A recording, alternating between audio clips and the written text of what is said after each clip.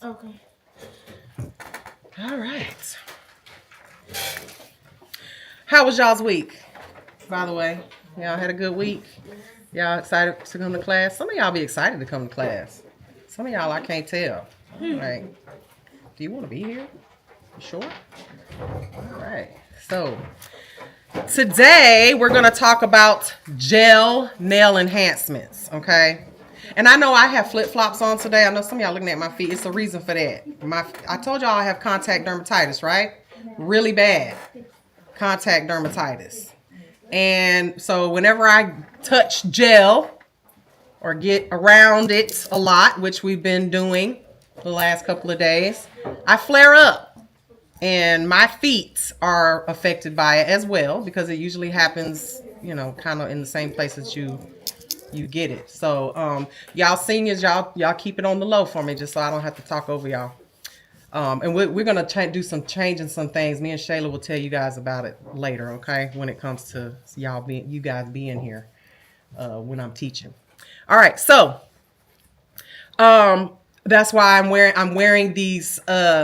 You see these things on the bottom of my feet, right? I have to. They've got a plastic coating on the inside, and I have to rub my medication on there, and I like to let it sit really good. And that's why I have those on, so it won't dry up on my feet, and it can just and I can't wear these because they're thicker with shoes and make my feet hurt. So that does not give you guys permission to wear flip-flops to class just because I am, but I am suffering right now. My feet are cracking and it's very itching, and it's because of contact dermatitis. So we're going to talk about that today. All right. I want you guys to have a nice long nail career and not be in a position where you have to, every time you get around your products, you have these issues. Okay. So what do you guys know about gel nails? Especially you new folks. Because we're not just talking gel polish today. Okay. We're talking about gel itself, in the product. Okay. What do you guys know about it? That is like a resin. Okay. So resin. In some cases, you can be more durable for certain people. Okay. All right. So what about gel polish? Because you guys are using it, I know. What do you know why your gel polish is not curing properly, or why it's rippling, or maybe it's peeling, or things of that nature? You're just using it because everybody's using it, right? That's only, I mean, most of the time, that's, especially nowadays, that's all we really have. I mean, in the nail salons, they're not really nobody's doing gel manicure or manicures with regular polish anymore, all right? Me, on the other hand, I have to use regular polish on my feet because of my contact dermatitis. All right, so we're going to talk about that and why you shouldn't be touching gel. Some of y'all be having your hands all over it, just cleaning up around the edges. Like, ooh, I saw it one day on TikTok. A young lady, she just was with her bare hands rubbing down the side of the nail trying to clean up the gel. I'm like, oh my God. And she was young too. I'm like, give it 5 years, she won't be able to do nails anymore.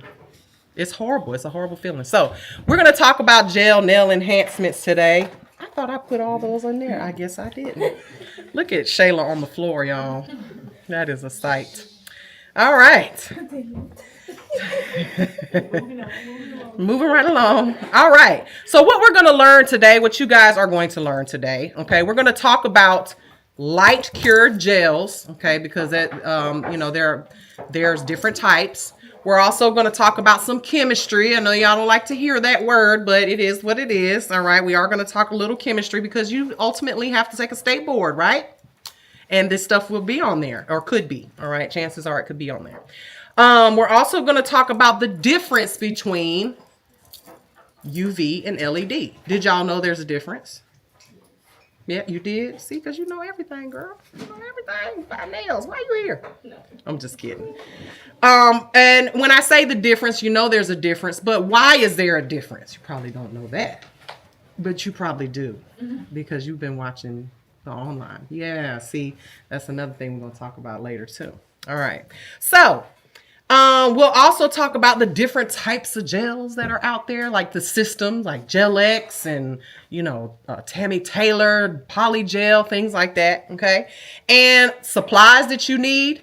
to accomplish gel nails or to create gel nails and also apply it, and how you store, use, and remove it. Because you can't, don't do like some of these folks are, just peeling nails off with a nail tip, or just ripping them off, especially on your toes. This is why I'm a big advocate of regular polish on the toes for everybody. Okay, because we tend to want to peel gel off when it gets old, and then you end up with these super thin toenails. Okay.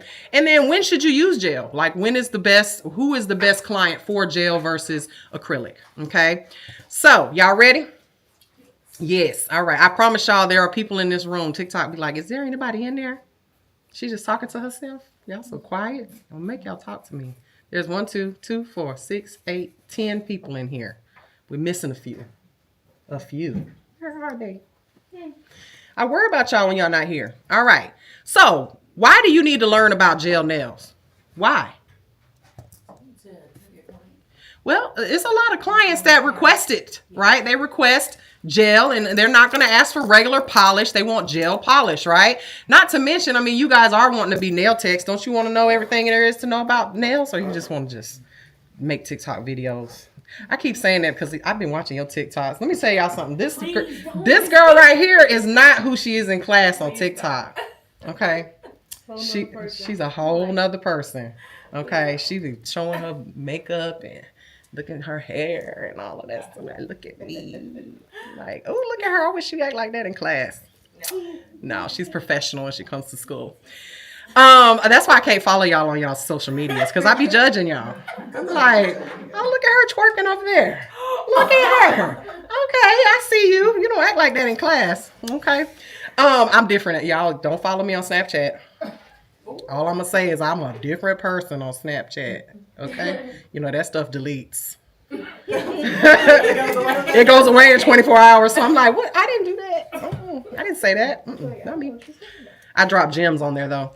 Anyway, so many clients are going to request this service. All right. And, soak off gels, meaning gel polish, is one of the most requested, gel polish and things of that nature. Okay. And you need to be able to choose what's best for your clients. Some clients are a better fit for gel than acrylic. Some are, okay? And obviously some are a better fit for no nails at all, right? But at the end of the day, you need to know how to choose what is best for your client by having the information. Now, you'll also gain loyal clients by knowing how to do different types of services. If you don't know how to do something, it sucks when your client really, really wants it. If you've ever sat in, and now I'm not telling you to do stuff you're not good at. Please don't do that. If a client says, I want gel nails, you're like, yeah, I learned that in school. Let's try it on you. I don't really know. I'm not really that good at it. That might not turn out so well, right? But you guys should be well-rounded with everything. That's the best way to be at the end of the day. You want to be able to give your clients what they want. But if you have a client that wants gel only, if they only wear gel, they love gel, they have their reasons, and we'll get to that later. First of all, gel is a lot more expensive. Anybody ever got gel nails and was like, why is it $30 more? Or why is it $20 more? Because the product is more expensive. Okay. The product costs more money for the nail tech, and it is a skill that it does take practice. And now I'll be honest with you. I think you came in at a good time. I think we're going to start teaching gel before we teach acrylic from now on, because gel is, if I had to rate easy to hard, gel is by far the easiest to learn. Okay. As far as application. Why? Because acrylic is not forgiving at all. Acrylic does not give you time to play with it. It's like, I got to go. I ain't got time to play with you today. Whereas polygel, which, I would put that as the easiest gel to work with. Polygel, you got all day to play with it. It's not until you put it in the light and cure it. It's still, it's giving you all the time in the world to get that nail perfect. If you mess up gel nails, it's because you just messed it up. It wasn't the product that it's like, oh, I didn't have time. Acrylic, you got to work with it fast. So you know, this is a much easier thing to master. Okay, so I don't know why more nail techs don't do gel. I think it's more or less the clients don't want to pay for it. They don't want to pay for it. Right. They don't know what it. Oh, I've never heard of it. They don't know what it is. Right. But because a lot of these nail salons don't offer it, they don't even offer it. Okay, so learn how to do it so that you can make more money. I like to make more money in less time. I feel like gel is much faster too, because it's softer to file. All right, and we'll get to all that in a second. Now, before we get to the actual product itself and why it's so great, let's talk about chemistry. Okay, because you're going to need to know these words. Again, you know, you may want to write them down because they will end up popping up somewhere. Okay, first of all, what is an oligomer? So you guys may remember when we talked about acrylic, right? And you know these words, what monomer and polymer is. What is the monomer? The liquid, right? The polymer is what? The powder, okay? Now, liquid is like water. It's a liquid. And then the powder is a solid. They come together. And when you pick up a bead of acrylic, what happens to it? What does it do? What does it look like? Like what? Glossy. It's glossy. It's kind of shiny. It's movable, right? Kind of like Play-Doh, right? It kind of, for a few minutes, like it starts, and then it gets harder and harder and harder till it finally cures, right? Well, an oligomer is also known as a pre-polymer. Okay, so gels are oligomers. Why is gel able to sit in the pot and just sit there? There's nothing starting that process. Right. There's nothing that starts the process to make it cure, right? So a gel is stuck in that middle phase. Remember I've told you guys that gels and acrylics, they're all acrylates, right? They're a part of the acrylate family. And what are acrylates? They're plastic, okay? So gel is stuck right in that middle phase of being a liquid and a solid. Just like, you know, think about like syrup, right? It's neither a liquid or a solid because it's moving, right? So an oligomer is a thick gel-like sticky acrylate that's stuck between a liquid and a solid. And that's what gels are, okay? An oligomer, all right? And you hear that word, okay? Now, most gels are made out of a urethane methacrylate. You guys don't need to know that particular word, but just know that it is part of the plastic family, okay? And these oligomers have a very, very, very, very, very low risk of sensitivity and have excellent adhesion. I absolutely love gel, okay, personally, because it doesn't lift if applied properly, okay, if you prep the nail properly, do all the things that you're supposed to do, you won't have as much lifting issues as you would with acrylic, okay? Gel, the reason why it has a lower risk of sensitivity, and when I mean sensitivity, like I am wearing gel right now on my fingers. I just told y'all that I have a contact dermatitis because of touching gel. Anytime I touch gel, I itch, right? But why? Then you'll say, well, Miss Mary, why are you wearing it on your hands? Because I'm a professional and I don't get it on my skin when I'm applying it.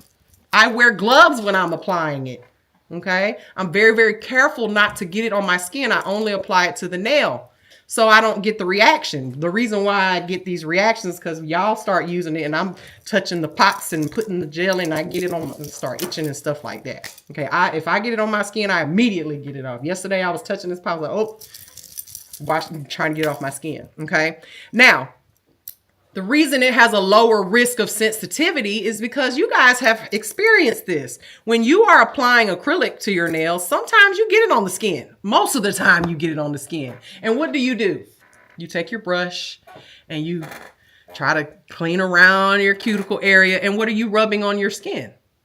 Monomer. And monomer you're getting that chemical on the skin, and now you're making yourself more sensitive to the product. Overexposure. Y'all remember that word? Overexposure. Overexposure to anything is bad. Okay? Unless it's me. But with gel is going to go where you put it. So just don't put it on the skin and it won't go there. Okay. It's a very forgiving product when it comes to application. So your chances of having sensitivities and overexposure to gel are a lot less than with acrylic. Acrylic just runs everywhere if you're not careful with it, right? It floods the cuticle. It gets all over the place. So that's why it has a lower risk of sensitivity. Now, gels come in different viscosities. What does that word mean, viscosity? The thickness or thinness, right?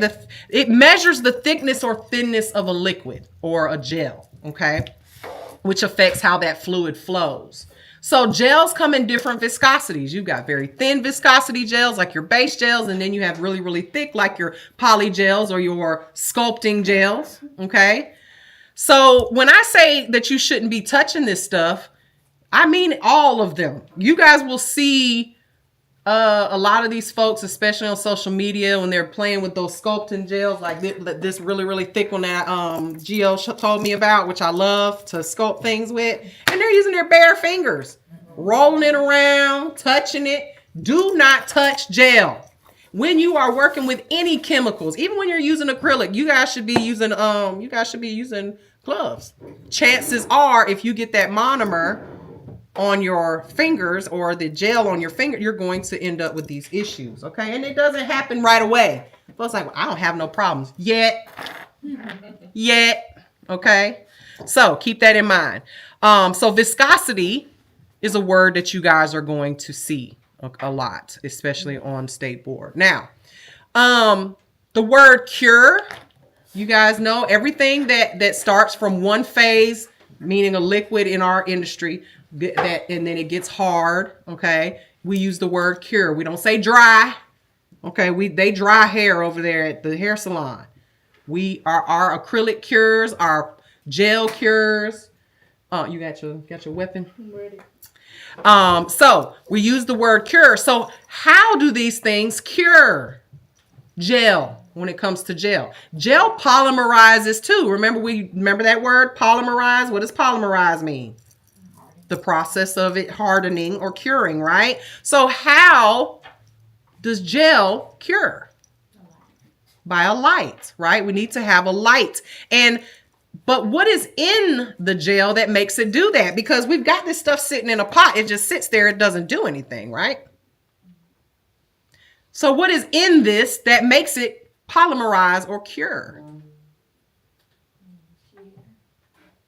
Yeah, thank you. It's right there on the screen. There is a photo initiator, a chemical inside of this. Don't ask me all of that chemistry now. I ain't going there. But there's what's known as a photo initiator inside of this product that when the light hits it, it will cure. So what is photo initiator? Well, think about when something is initiated, it starts, right? And in order for you to get a good photo or to have a good view of something, you need to have light, right? So photo initiator, light initiates the product, okay, to make it cure. So everybody got that. Now, when this happens, remember we talked about heat spikes with acrylic. You guys have felt that before, right? Usually with the thumb, because it's the big nail. And those people that pick up those big beads and they do the one bead method where they're chasing it all over the nail, you'll feel that heat. And what is that? What is happening at that moment when you feel that heat?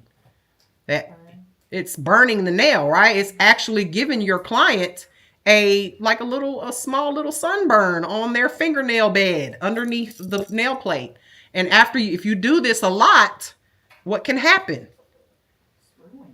Your nail has a wound underneath the nail plate. And then you get that disorder called what? Nope. I'm talking about when your nail lifts away from the nail plate.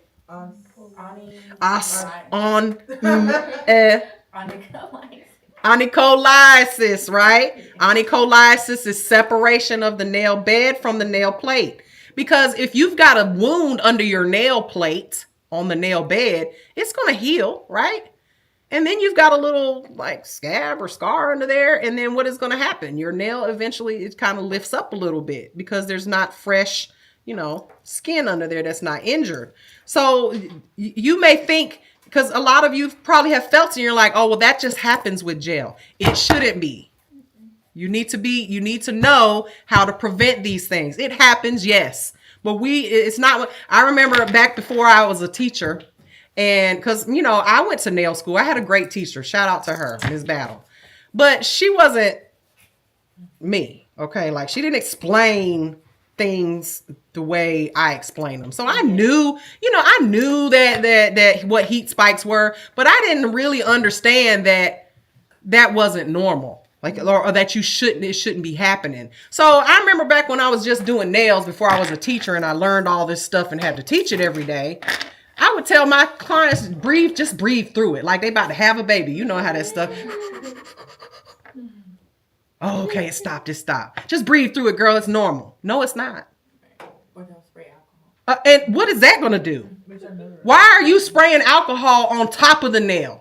What is that going to do on top of acrylic? Does the acrylic feel the pain? Is the acrylic what's burning? No, your nail is burning. So what's the point? Y'all stop doing that. You don't know. It makes no sense whatsoever.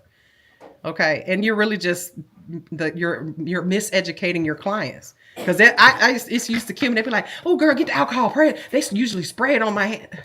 Who told you that? Oh. It's just what they do. Yeah. Who is they? Who is they? You know who they are. Those unlicensed folks. Okay, so that heat spike, we need to prevent that. So I'll get to what that is in the next slide here. Okay, so we've got different formulas.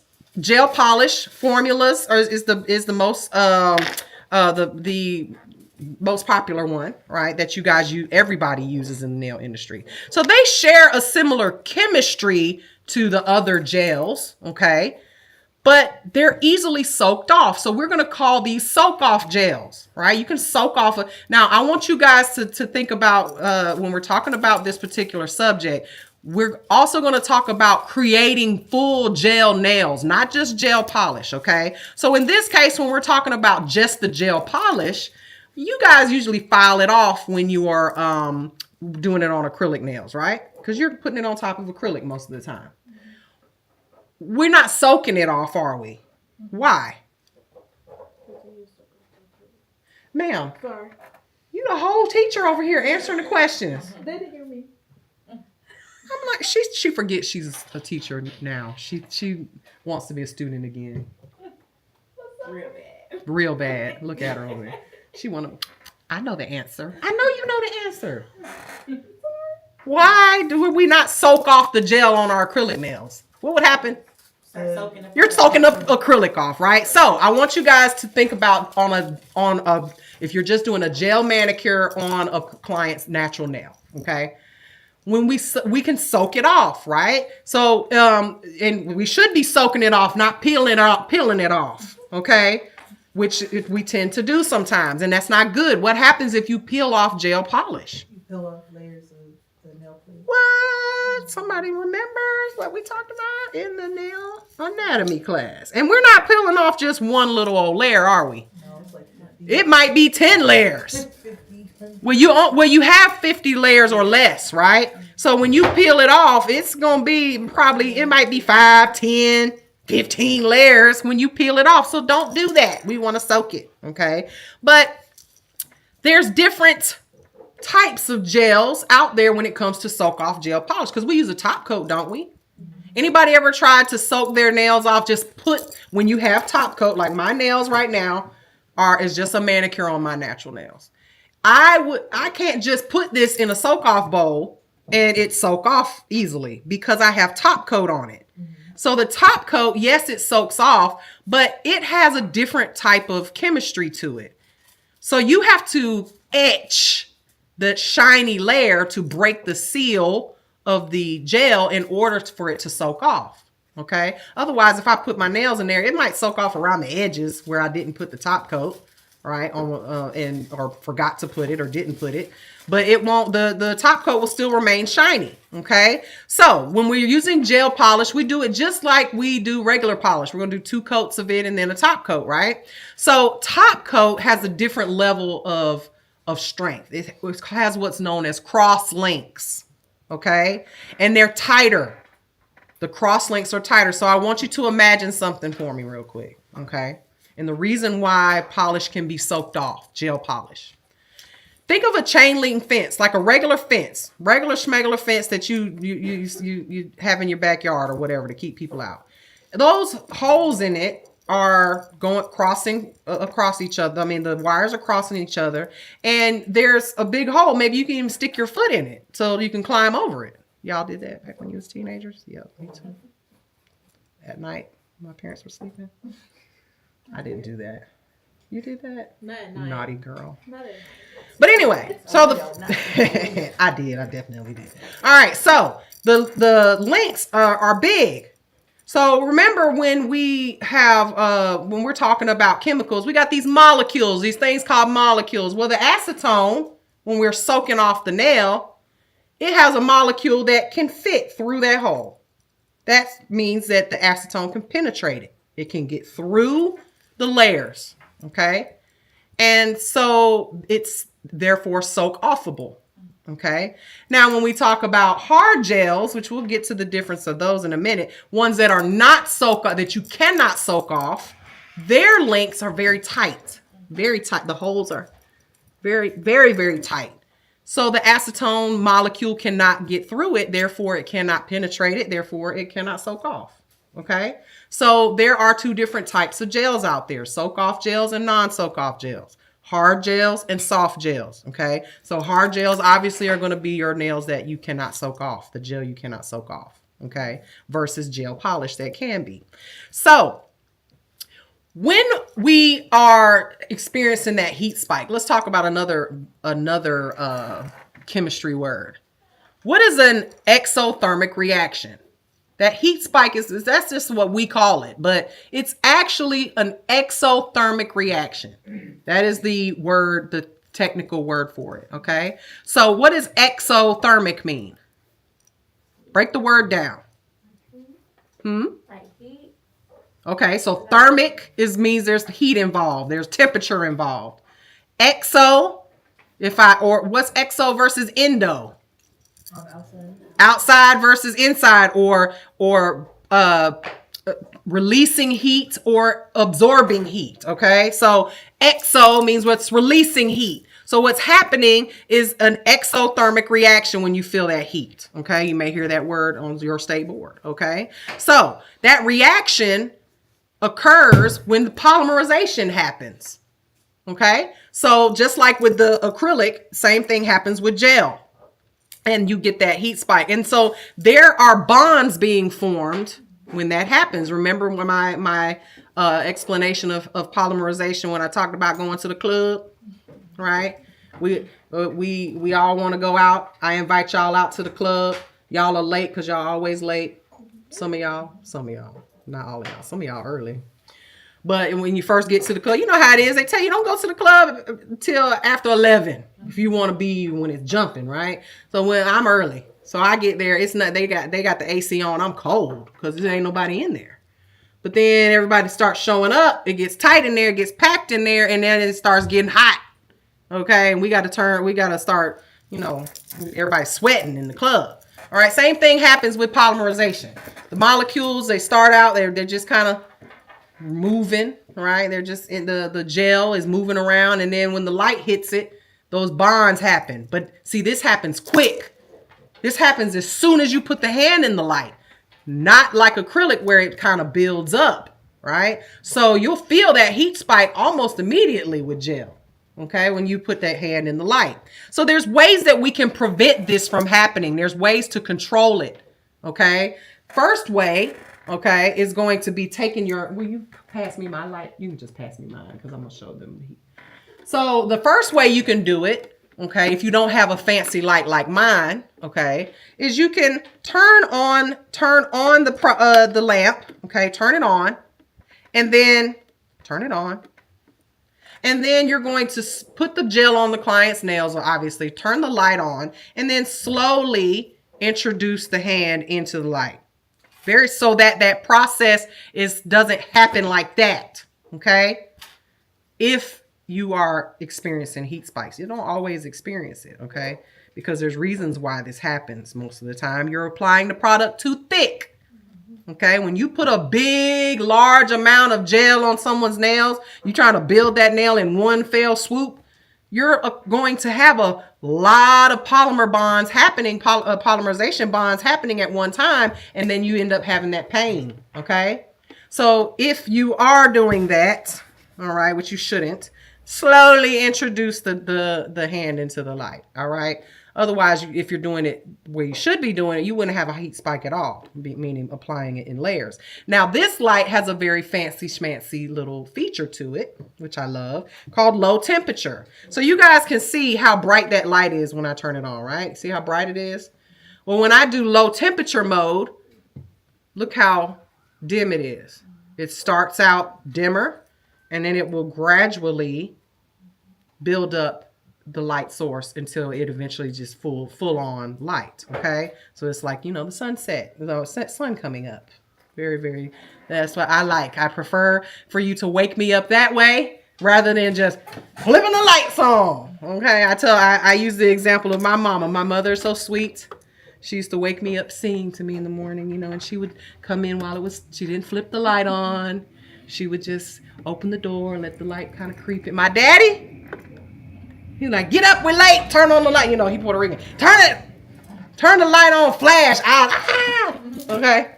Y'all know how that is when you're young. Okay. So get you a light that has a low temperature mode if you're building full gel nails. Okay. Now, and then the other way to prevent it is to apply your layers very thin, okay, and not shock the client's fingers with that light. Okay, so let's talk about the difference between LED and UV, okay, when it comes to light cure gels. There is a difference. Now, I don't know if y'all saw my recent video that I posted on YouTube, TikTok, Instagram, everywhere, right? Have y'all seen it? Y'all saw the one about the lady with the cancer? Huh? Oh, with the big boil thing, Yeah, it looked like a boil, right? But she said it was cancer, so I'm take her word for it. But, people are afraid of these lights. They think that it's going to give them cancer, or they've heard that it's going to give them cancer. This is a misconception, y'all. This is it has been proven, debunked, that these lights do not cause cancer. Okay. Now, could it happen? I'm sure it could, because it is a UV light and it does emit the same UV type of rays that the sun, puts out. But let's think about this really quickly. How long are you in this light? Are you sleeping in it? Are you going to bed with your hand in the light 24 hours a day? Because at the end of the day, how much time do you realistically spend inside of this light? Like a 30 couple minutes. seconds to a minute. We're talking about 30 seconds to a minute with LED. Somebody need to take their vibrator is vibrating, honey. It's distracting me. I want to answer your phone for you. All right. So, 30 seconds to a minute in the LED. And let's do some math. Times, you did one coat for your base coat. You did a coat for your first coat, second coat, top coat for polish, right? So we're talking a minute. We'll just say 60 seconds. 4 minutes you spent in the light per hand, okay? You took 4 minutes to get out of your car, didn't you, Leslie? 4 whole minutes to get out of your car and come to class. Outside in the sun. And you do that every day, multiple times a day, okay? So I would argue that it probably wasn't the light that gave you cancer, okay? And then, and the thing is that folks will say this, and I'm like, well, where are you getting the cancer at? Oh, I have a cancerous spot on my back. Oh, the UV lamp did that? Oh, okay. So, I mean, I felt really bad for the lady because she definitely has something going on, and it probably is cancer. But when I looked at really closely at her nails, she had it on her middle finger, but she still had gel polish and nails on her hand. I'm like, oh, okay, so you got cancer and you still going in the light. And you knew it was gel polish because she had the chrome, 3D chrome, like how y'all doing with the gold. So your doctor told you got skin cancer on your hand and you're still getting your nails done and putting your hand in the light. And I promise you, she probably said this. She would, if I were to ask her, well, why are you still getting your nails done in the light? Oh, well, I get my nails done with a LED light. You do realize this LED light how is it able to cure gel if it doesn't have UV rays in it? It still has UV properties in it. It still is emitting. It's actually emitting more UV than this lamp. Okay, so let's talk about the difference between the lamp. I just wanted to bring that particular story up because I did kind of go viral a little bit about it. All right, folks want to argue with me. Don't argue with me. Argue with who? Thank you. Argue with your mama. I ain't she. All right. So you all right? Okay. All right. So gel curing lamps. You need a curing lamp to achieve to cure your gel. All right. Now there's bulbs in these lamps. Okay. Now the difference between this lamp and this lamp is you can see it. Right. Look at this light. Anybody ever seen a UV lamp like this? This is a UV lamp. Okay. UV. How do you know it's UV? Because it has these big bulbs in it. Okay, these bulbs come out. This lamp is maybe you can get it for $20. Okay, however, you can't get these for $20. You can maybe get one for $20. Okay, but you got to get 4. Okay, this was very expensive to maintain back in the day. So these bulbs, we would buy them, and you'd buy them, you know, one. You could buy them one at a time. I don't know why people did that, but you would and they go out on you. You don't know when they're going to go out. You don't know when they're going to stop working. And before they go out, they usually the power lessens over time. The moment you put it in here, it starts getting weaker over time. And so if your light bulb, your UV light bulb here, it's not emitting enough energy, UV light energy, then your product wouldn't cure properly. And you couldn't tell by looking at the bulb. You could only tell when your product wasn't curing right. And what do you do when your UV lamp is not working and you ain't got no bulbs? You better go run over there to that regular polish is what you're going to do. Clients going to be mad because they got to do what they used to do. But see, y'all are lucky. See, I'm from the age group that we had going to the nail salon was an all-day affair.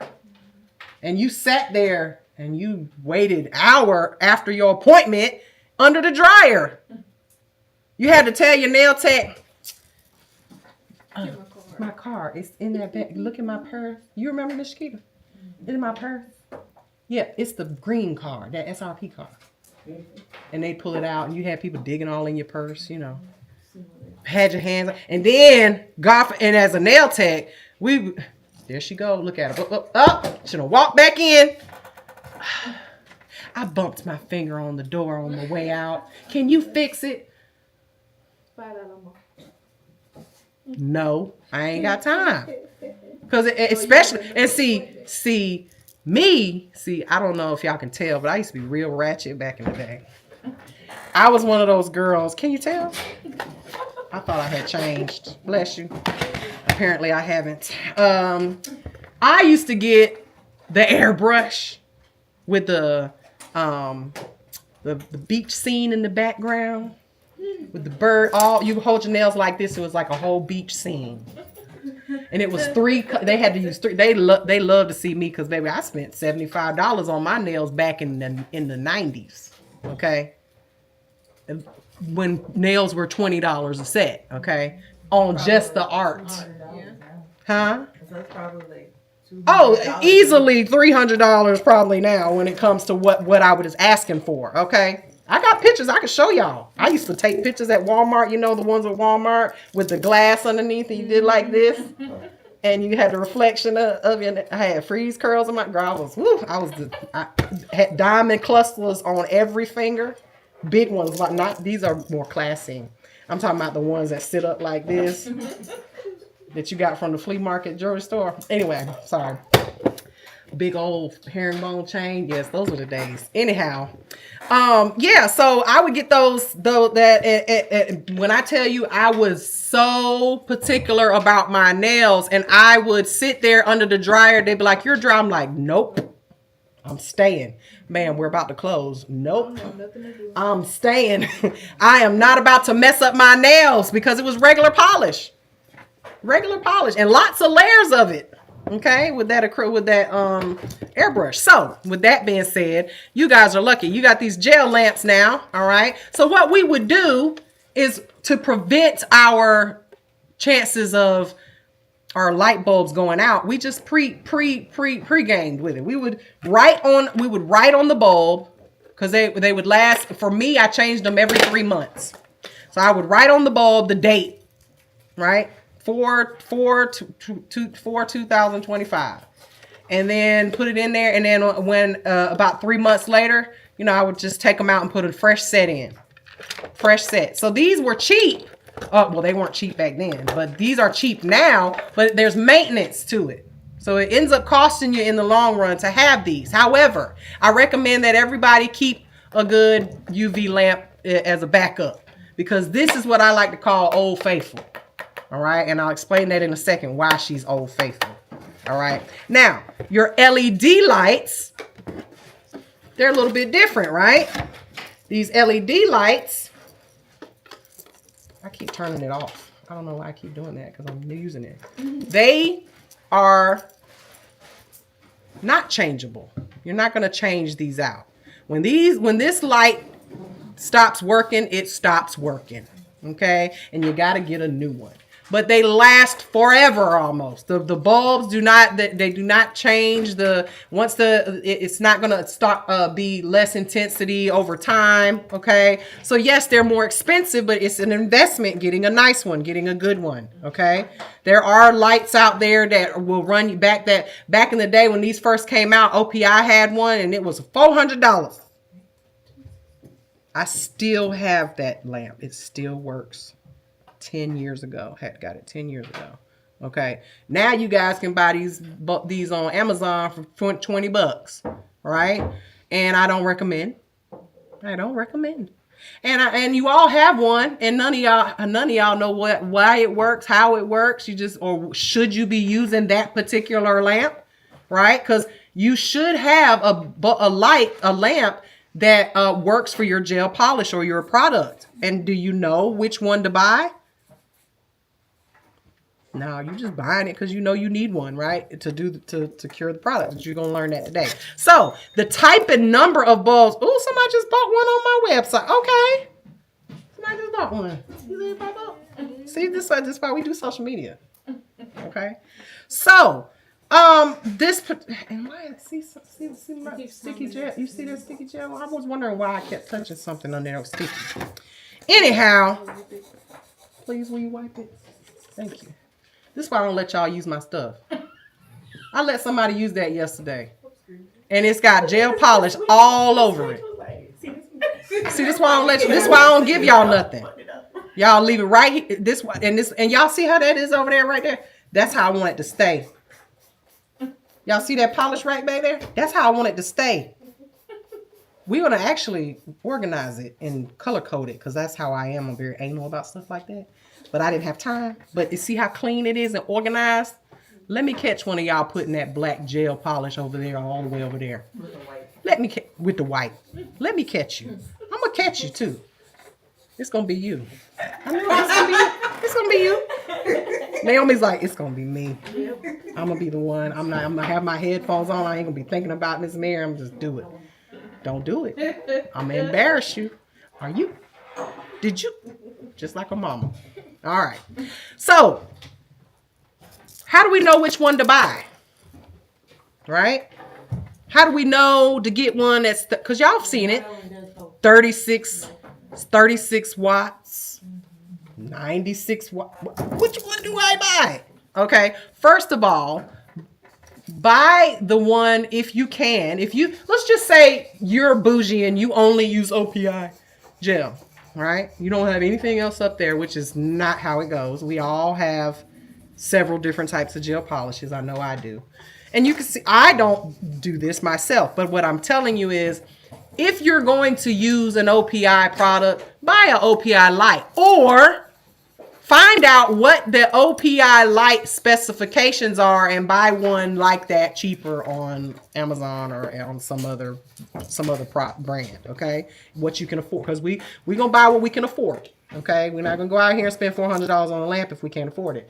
So with that being said, they usually will tell you this is a, Valentino's Light is a 96 watt lamp. And we use it. You have to use a 96 watt to fully cure our products or whatever. Okay. Just find out what the specs are. So the type and number of bulbs matters. Okay. You guys cannot buy a lamp like this and fully cure gel nail polish with it. It's not enough power in this. This is a flash curing lamp. Okay. Flash. Oh, I want to put a little stone on my nail and I don't want it to run everywhere. I'm going to put it on there and then I'm going to boop, flash it so it stays, and then do a full cure in the lamp. Okay. That's so, like, for instance, Gel X, they sell in their kits this little teeny weeny little, it's like this. Okay. This is an example of, but there's this, it's a little smaller. They sell that in their kits. What they don't sell you is a full size lamp, because you need to do a full cure on the gel before you do not want to be walking around with uncured gel or not gel that's not fully cured on your hands. Okay. This is why for you ladies that are making press-ons, please tell your clients, do not apply this with gel adhesive, because if it's fully designed, let's just say, you made a set that's black, right? And it's got stones and all this stuff on it. And your client is like, oh, I heard about this gel adhesive that I can put it on with. I heard about it on TikTok. And they go and they press on their press-ons and they put it on there and they put it under the lamp. Well, is it going to be fully cured? Why, y'all? Because the nail is too opaque to penetrate. The light is, the gel polish and stuff that's on it is opaque. And that lamp, it might be cured around the sides, and your client don't know. They don't know. It might be cured around the sides just enough to make it stick for a little while. But then when they take it off, it's still wet under there, and they're wondering why their nail plate is all soft and gooey and looks like it's about to fall off. Bless you. Okay? You don't want that. So, make sure you're telling them use nail glue only with these tips. Okay? Pop them off, or use some type of berry or sticky tab or something like that. I'm not big on people not giving you got to give the client some, an option and tell them why. See, they don't know why. They're like, well, why? I saw it on TikTok. Don't do it. Okay? Now, when we talk about the wattage, okay, that matters, all right, and also the distance of the light from the nail. So in this case, for instance, if I turn this on and I just tell my client do this, that's pretty far away from the light. It might cure it. It absolutely will harden it, but it won't fully cure it. Then the hand has to be really, really close. Okay, so as far as how far the bulbs are away from the nail, that matters. Okay, how many bulbs matters. You want to have as many bulbs as the product says it needs to have as far as wattage is concerned. So when we're talking about wattage, that's the power, the amount of power that the light has. So this, for instance, would be if it's six, let's just say it's 6 watts per bulb. So how many watts is this lamp? Y'all was 4 times 6. It's been a long time since I've been in school. I use a calculator. Oh, sorry. 6 watts, and it's 4 in there. I thought y'all saw 4. 24. This is 24 watts. Now, this isn't 24 watts. These are 9 watt bulbs. 9 times 4 is what? It's gonna be her. She gonna be the one. She said 54 with I mean she with her chest. 54. Look, the TikTok said, "Oh my God, 36." They laughing at you. And she one of the youngest ones. She just barely got out of high school 5 minutes ago. They're talking about 54, 36. So this is a 36 watt lamp. Okay, 36 watts. Now mine is a 96. This is a 96 watt lamp. It's very powerful. Okay, so this can cure anything. We'll just put it like that. Okay, and it is on my website for $154. Okay, so with that being said, thank you whoever bought one. What's great about this lamp, I know y'all probably wonder what these are, right? So these lights are gonna pop out. It pops out for yep. So anybody ever had that done their nails and you put your hand in and the thumb just didn't cure right? It just didn't cure. Yeah. Well, think about it. I just told you that the light has to actually hit the nail. And if you're a regular normal person and you don't have like a duck foot hand, okay, your fingernail, your thumb is off to the side. Okay.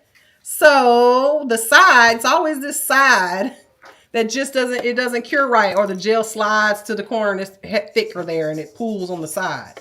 So this lamp, because of that, this feature, it will catch that thumb. Okay. Every time.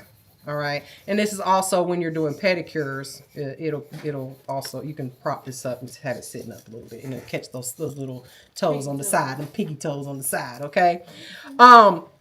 Now there's ways. I always tell you guys, if you don't have a fancy schmancy lamp like this that does all of this, I thought about all this stuff when I decided to have this lamp made for me. If you don't have a fancy smanchy lamp, I always tell you guys to do these 4 fingers, put them in, leave the thumb alone, do the thumbs last, right? And then you're going to take your I'm doing this all wrong. Then you're going to take your light after you've done all 4 fingers, all of these fingers, top coat and all, because your client's going to bump it on something and get them fuzzy. Do the thumbs. So have the light, push it to the edge of the table and have your client do like this. Just have them do the thumbs only.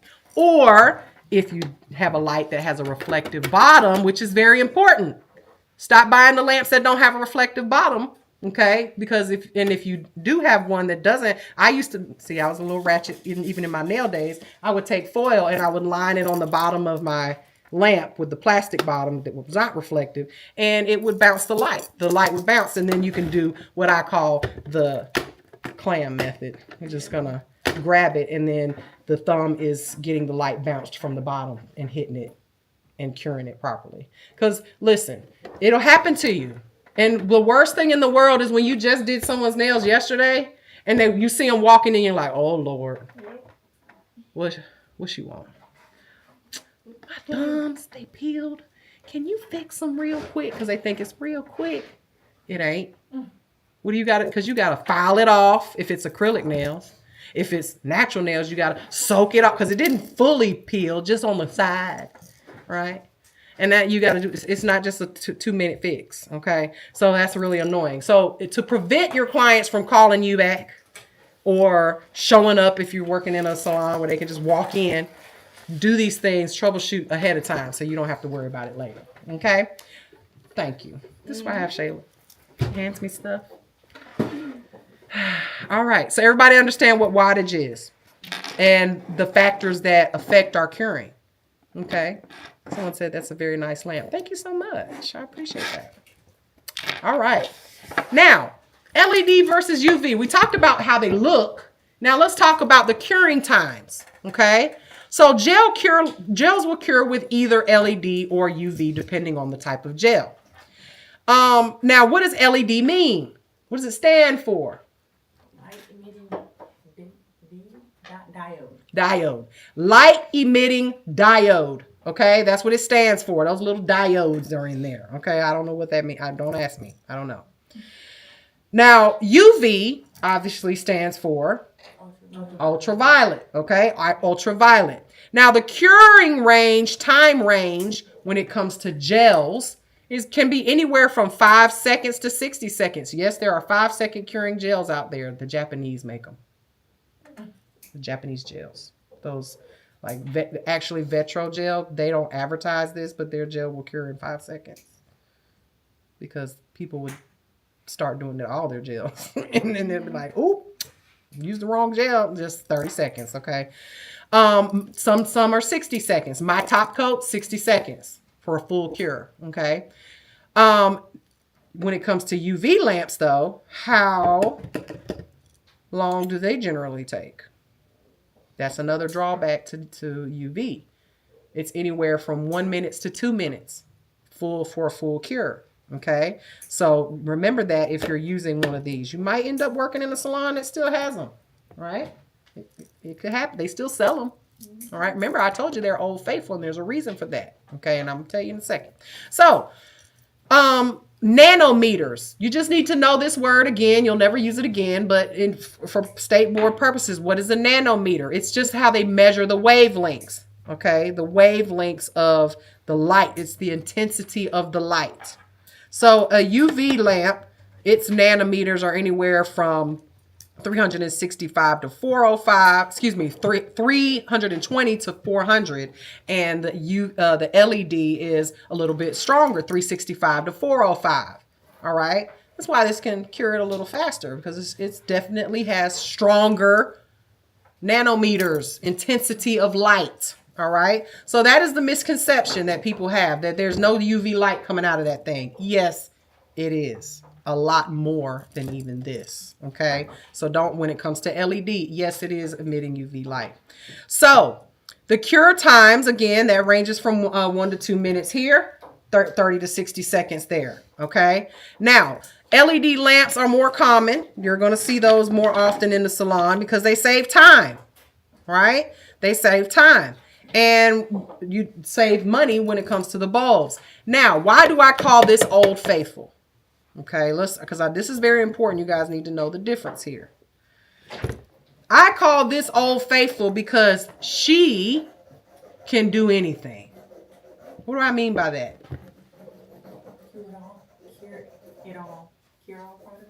Can cure any type of gel, meaning it can cure UV gel. And yes, there are still UV gels out there, you guys. They're still out there that you have to use a UV lamp in order to cure it. If you put it under an LED light, it won't cure. And we do have, now they don't even make LED only lights. We have 2 of them over there. The black ones, those artistic lights. They are LED only. I've had those lights for 10 years. Okay. They only cure LED. Fortunately, we don't have any UV only gels in here. Everything is LED or UV gel, right? But now we have hybrid lights, which my light is also a hybrid light. It will cure both UV and LED. So I would have no need for this, and neither would you, because we have lamps that I don't think they even sell lamps anymore that only cure LED. Everything's hybrid. Okay, but they're out there. I have a couple of them. All right, but there's a problem if you have an LED only lamp that's not a hybrid like mine. If you use those, for anybody that uses those black lamps back there, and for some reason you bring in a UV only polish, if you try to cure it, it won't cure it. But this one will cure LED and UV gel. And why is that? And this is why it makes sense when you say, well, LED lights are emitting UV rays. It's just doing it faster because it has UV in it. Okay. This will cure any polish. But here's the thing. Here's my question to you. If this will cure LED polish that says it cures in 30 to 60 seconds, how long am I going to leave that UV gel LED polish in here? 30 to 60 seconds? Or 2 minutes? How long? Because I just told you it'll cure anything. And those polishes, it say on the back 30 to 60 seconds in an LED lamp. So how long will it take to cure in here? 30 30 to 60 seconds? Wrong. Just because just because I'm using an LED polish did not magically turn this lamp into an LED lamp. It's still a UV lamp. So remember, if you're using this, you have to, even though that polish says 30 to 60 seconds, or what, 60 seconds in a LED, you are going to have to still put it in here for 2 minutes. Still going to be slow. She's old faithful, but she's slow like me. Okay, I can do anything. I'm slow. All right. So remember that if you have one of these, because you may use one, you may want to get one of these. They're cheaper. Like maybe you bought one not knowing the difference. Okay, so you'll have to still put it in here for 2 minutes. All right. Now, just keep that in mind, and you'll see on just about every gel. I mean, I can't see it because I ain't got my glasses on, but it'll say on the instructions 30 to 60 or 60 seconds in a LED, 2 minutes in a UV. Makes sense now when you, because y'all read the instructions, don't you? No, you don't. No, you don't. You just bad. Okay. So everybody got that? What everything that's on this slide, what it means. Okay. Nanometers and all that. Now, there's different types of gel systems out there nowadays. But just know that there's a difference between gels. You have hard gels and soft gels. Okay. You guys played with polygel before, haven't you? Maybe? Yeah? No? Yes. What kind of gel is it? Is it a hard gel or a soft gel? Hard gel? It's a soft gel? It's a hard both, gel? It's different brands have both. Really? Which brand do you have that has both? Because I'm trying to find one that has soft gel. Macart. That's what does it soak off? Yeah, you gotta still file it in. Then it's not a soft gel. They're lying to you. Everybody keeps saying that Macart has a soft gel. No, they don't. It might say it on, so what? It says it on the bottle, right? Just because they say it, don't make it true. Because if you got to file it, it's a hard gel. I don't know why everybody keeps saying that. Macart has a soft gel. We got to buy some. You got some? It says soft gel on it. Send me a picture of it. Because I'm gonna complain. I'm gonna Karen them is what I'm gonna do. I'm gonna say, why are you guys advertising this as a soft gel when it doesn't soak off? Soft gel soak off. Okay? Soft gels soak off. All right. So hard gels, you'll hear that term in the industry. It's a hard gel. Or traditional gels is what we'll call it. Because back in the day, all gels were hard gels. Even the polish. You had to file it off. You could not soak it. Okay, so remember, just think of hard gels, the acetone. Remember, the acetone can't penetrate it. It's hard, it's stronger. Okay, you cannot take polish and put a bunch of layers of it and think that you can make a nail out of it, a long extension. It will bend, right? Because it's soft gel, it can soak off. So hard gels are meant for building extensions. You can build an extension with it. You can sculpt it. You can put it on top of tips. You can do all of that stuff. All right. So with that being said, soft gels are quite the opposite. Though they can be soaked off. So just know the difference between the two. All right. So if Macart is saying they got a soak off gel and you got to file it off, it is not a soak off. It is not a soft gel. It's a hard gel. All right. Now, here's why gel is superior. It's a superior product. Okay. It's the reason why it costs more. It's a reason why and one of the reasons why it's superior is because it's just a better product. Okay. And the reason I say that is think of acrylic as like concrete out there. If it rains right now, right? That water, what happens to they've repaved our road. Thank God. It looks really good. Don't it look good out there, y'all? I mean, can you see the vision? You can see the vision. Don't mind it. We're not going to look this bad for long. They're about to I found out that they're going to put brick in that spot where they were doing the concrete right there. Like y'all see the real pretty brick they got on down the street on every corner. They're going to put brick right there. So we're going to have a nice little brick corner for the crackheads to stand on. No, we're going to put them out. We're going to put a table out there. They'll steal it. But eventually there'll be grass. But if old concrete over time, it rains, cars are driving over it, what happens to it? Huh? Nothing. You said acrylic? Concrete. on the street. Oh. I'm like, she ain't listening to me. It cracks, it crumbles, it gets splits in it over time, right? Because water penetrates it and then it dries. And then it rains and then it dries. And it rains and it starts to get crumbly. Anybody ever worn their nails for a long time? You just because you want to see the nail grow out from under it, that little nasty yellow nail. You want to let it grow. I do not agree with that, y'all. I'm that nail tech, and my clients used to be mad. Turn your hand over. I'm about to file all of that out with an e-file. I don't want to see my nails grow. Then get an overlay.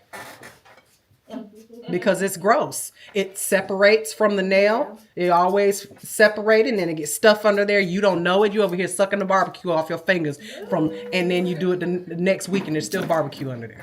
Can't even it's just gross. Okay. So I file it out from under there. But acrylic, if you wear it for just fill it in, there's folks that have their nails out here and their real nails are under there. That acrylic eventually gets crumbly and cracks and because it's absorbing water. It's like the concrete out there.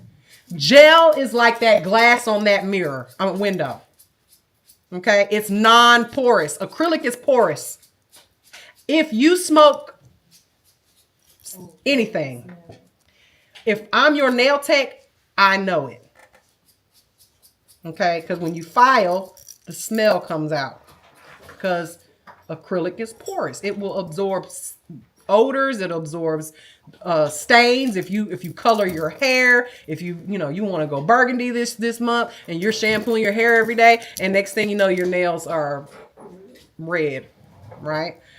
Gel does not do that. Hard gel is non-porous. It's like glass. That water, if it rains right now, the water is just going to run right off of it, right? It's not going to come through.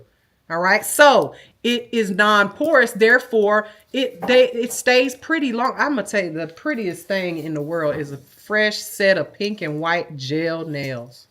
That French, when you build the nail into pink and white, like when we do with acrylic and making the French, and it's so pretty. And it stays pretty. It will never absorb anything. Okay. So it's superior in that way. So if you have a client that is constantly has their hands in water a lot, like a hairstylist, maybe a nurse, somebody who washes their hands a lot, you may want to recommend gel for them. Okay, so that their nails last longer. All right. So gel is odorless. You ever wondered why? If there's, for instance, I used to work in a salon. I was the only nail tech. I was just one nail tech in a hair salon. They did not want me doing acrylic nails in there. I did gel in there only, exclusively. It was I only worked there for like 3 months because it was just too bougie for me at the time. I would love to work there now, but it was too bougie for me. I wasn't getting to do all the nail art that I wanted to do. Back when I was a young nail tech, all I really cared about was doing nail art. Y'all gonna get over that one day. Y'all gonna get over that. Trust me. When you start doing all this nail art and then you're looking at it, go, why am I still only charging $60 for this? Yeah. When you get you them rich clients that got money and you tell them it's $100 for a pink and white French and they're like, okay. Took you 5 minutes to do it. Versus sitting there all day long trying to perfect your nail art skills for people and they don't want to pay for it. You'll get over that one day. That's why I said I would love to work there now because in and out. Oh, all you want is a pink overlay? Oh, I got you. Oh, you don't mind $100 set and you tip me $50? I got you. You don't, when you're young and fresh and you want to do all that nail art and you get burnt out. You get burnt out from that. But anyway. So there's different systems out there. You got your hard gel systems and your soft gel systems. For instance, Tammy Taylor Sculpt, what you see on the screen. That's an entire system. It has the dehydrator primer, has the liquid that they use, the slip solution. They call it slip solution. All it is alcohol. I was just about to say that. Listen, y'all, this is why you are much smarter than the nail techs that didn't go here. They're out there going and buying Swipe, and I'm sorry, I'm not trying to like down these brands because I have a brand too. But what you will never see me sell is something that is alcohol in a bottle and charging $12 for it. Yeah. Okay, With food coloring. with a little food. But You I'm wanted saying to, if you want your alcohol to be blue like Young Nails Swipe, put a little food coloring in it or something. Dab. It's the same thing. I did.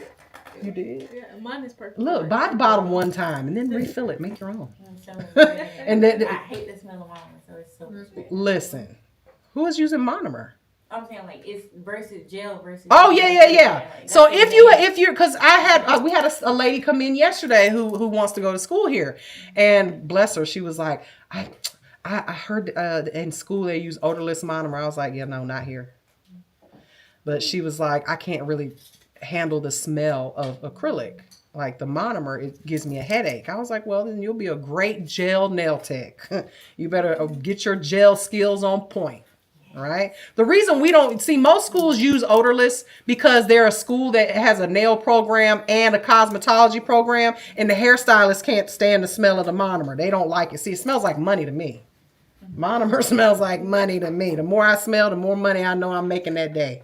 However, a lot of people can't stand that smell. That's the reason why you have to use odorless at the state board, because those people, you know, they don't do nails, and they're like, oh, it gives me a headache, I can't stand it. But we're a nail salon that's just a nail school that's strictly nails, so we love the smell of monomer, don't we?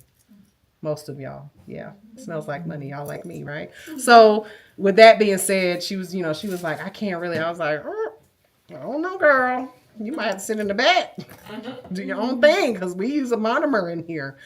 Okay, so the systems, you can buy the systems, or you can be smart and just buy the product that you need, or you can buy it from your teacher, because I have my own brand of poly gel here. Okay, because you have dehydrator, you have primer. I promise you, you do. All right. And you more than likely have a gel brush, and you definitely have some alcohol to move that product around. Okay. Now, bonding gels. There's a difference. When we talk about bonding gels, it's just a name. We can say base gel, foundation gel. It's like your base coat. Okay. Just like with polish. All right. Bonding gels are needed for adhesion, just like base coat. Some people polish their nails, they don't even use a base coat. They don't even use it. And what happens to their fingernails when they don't use it?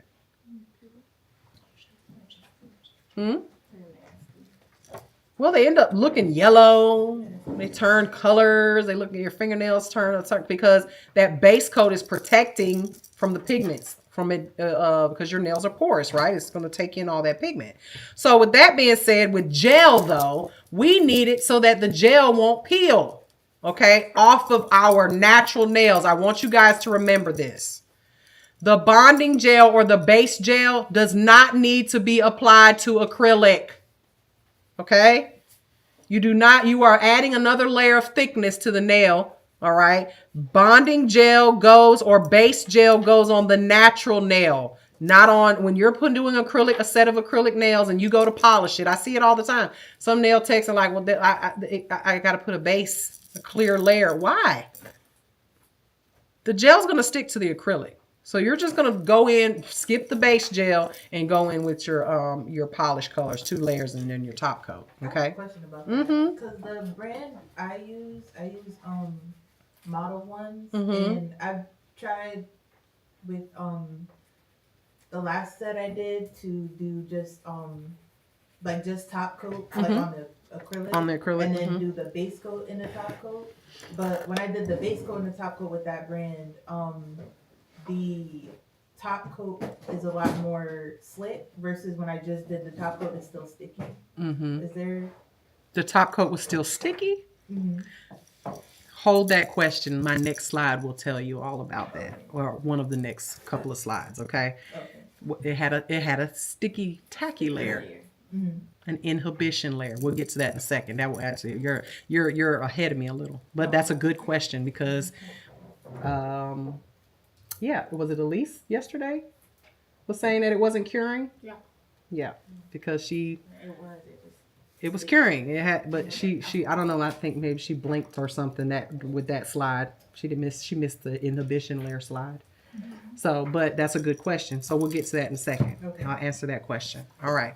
So bonding gels are going to sometimes can be applied with no primer. It depends on the brand. So read the instructions. I know they're little on the bottle. Read them. Okay, make sure you're doing what the manufacturer says, because sometimes you do need a primer and dehydrator, sometimes you don't. Okay, so they vary in viscosity. I like a nice fluffy thick rubber base.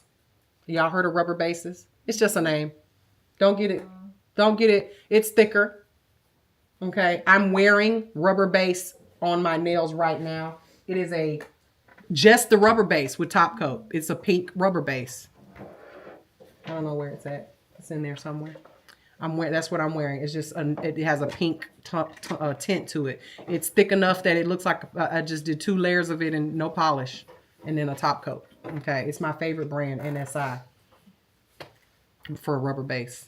And they call it a rubber base because it's just thicker. It's a little thicker. It's going to fluff your nails up a little bit as the base. If you have a client that has very thin nails, maybe they've been peeling their polish off and their nails are really thin, or maybe they've taken off their nails and their nails are not as perfect as you want. This is great because it's going to fluff up the nail, give it a nice base layer to it. Whereas there are some base gels that are thin like water. Okay, very thin. Okay, just depends on the brand. All right, so that's what rubber bases are. Now they usually need to be cured. If it's a gel, it definitely needs to be cured. Okay, because some brands have a dehydrator. Like for instance, Gel-X. They don't have a base gel. When you buy their kit, okay, they're going to sell you a dehydrator and a primer and just the extend gel. Okay, there's no base gel in there because they tell you to lay a layer. And by the way, we are doing, Shayla is going to be doing, because Miss Mary's taking a class next week. I'm not going to be here. I'm learning how to ride a motorcycle on Saturday. I'm going to Harley Davidson. I might buy one. I don't know. But Shayla's going to be teaching you guys how to do Gel-X nails. That's all we're doing next week. Okay, so I highly recommend, because I have brought all of my Gel-X. I've got tons of it. Okay, every shape, every length, all of that. If you want to do your own, don't wear nails next week. Okay, otherwise you're just gonna watch the demo. Okay, maybe you do it on somebody else. I don't know, which is so much easier to do. But that's what we're doing next week. So they don't sell a base gel. So again, it just depends on the brand. Okay. Now, builder gels. What is a builder gel? Anybody know? What is a builder gel? And why? What do we use it for? Is that the gel that uses like a overlay to make the... It can be. It absolutely can be. I think I asked about this a couple weeks ago. About a builder gel? Well, I think that's a good word to use, okay? Because someone said, the chat is my co-host, and sometimes I answer questions from the TikTok and the people on there. They asked what was a structured gel mani. Y'all have heard that before? What is a structured gel mani?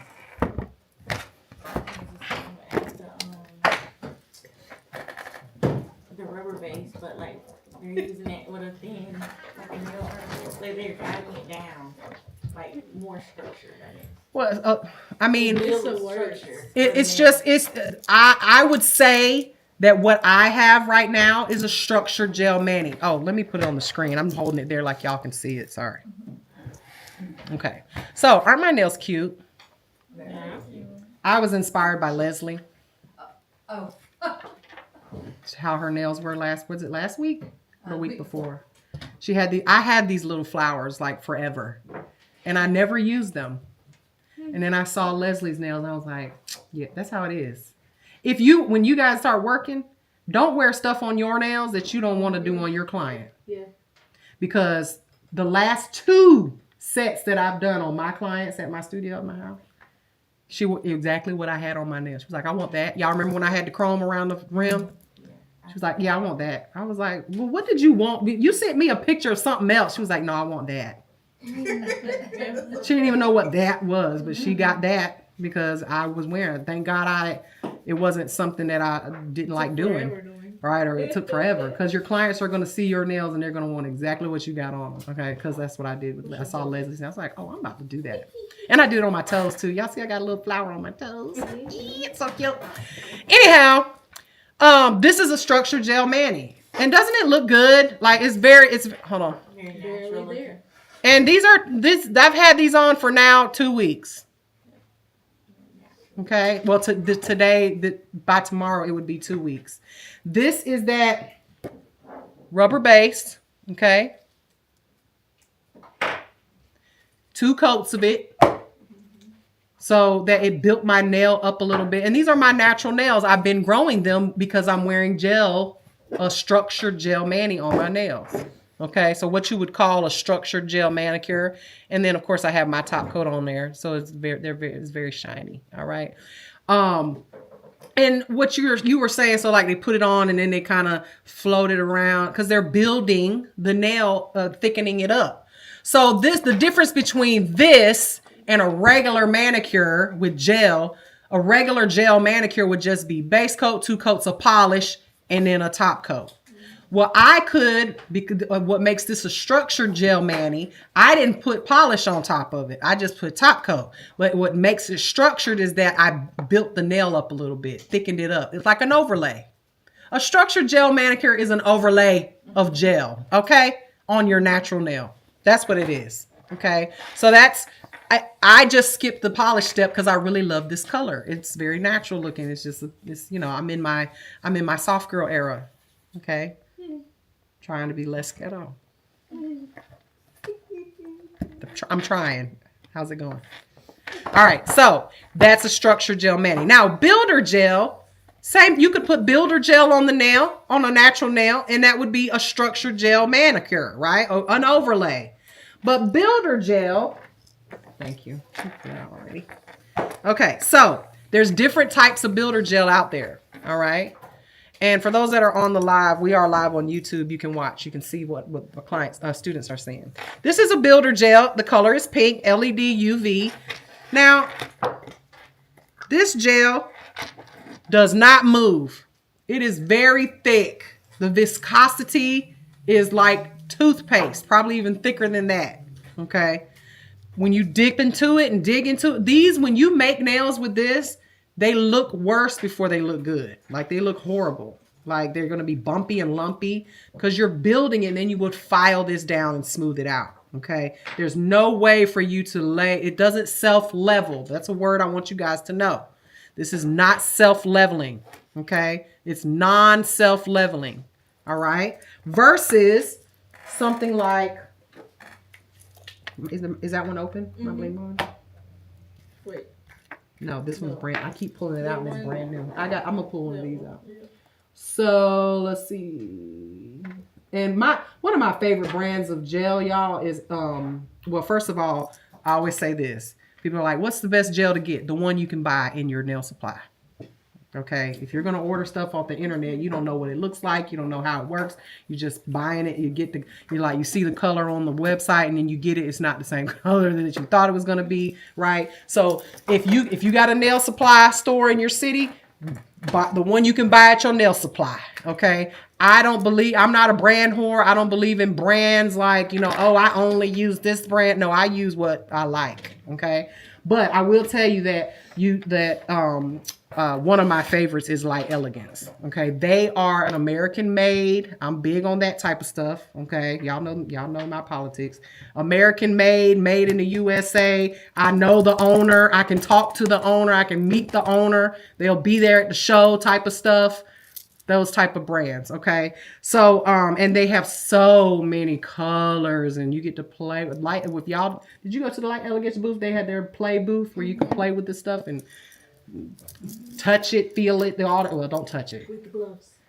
Which that's one thing. Everybody was just touching it, and it was gel everywhere. I was like, what? These are hairstylists, because they mix us in with the hairstylists too.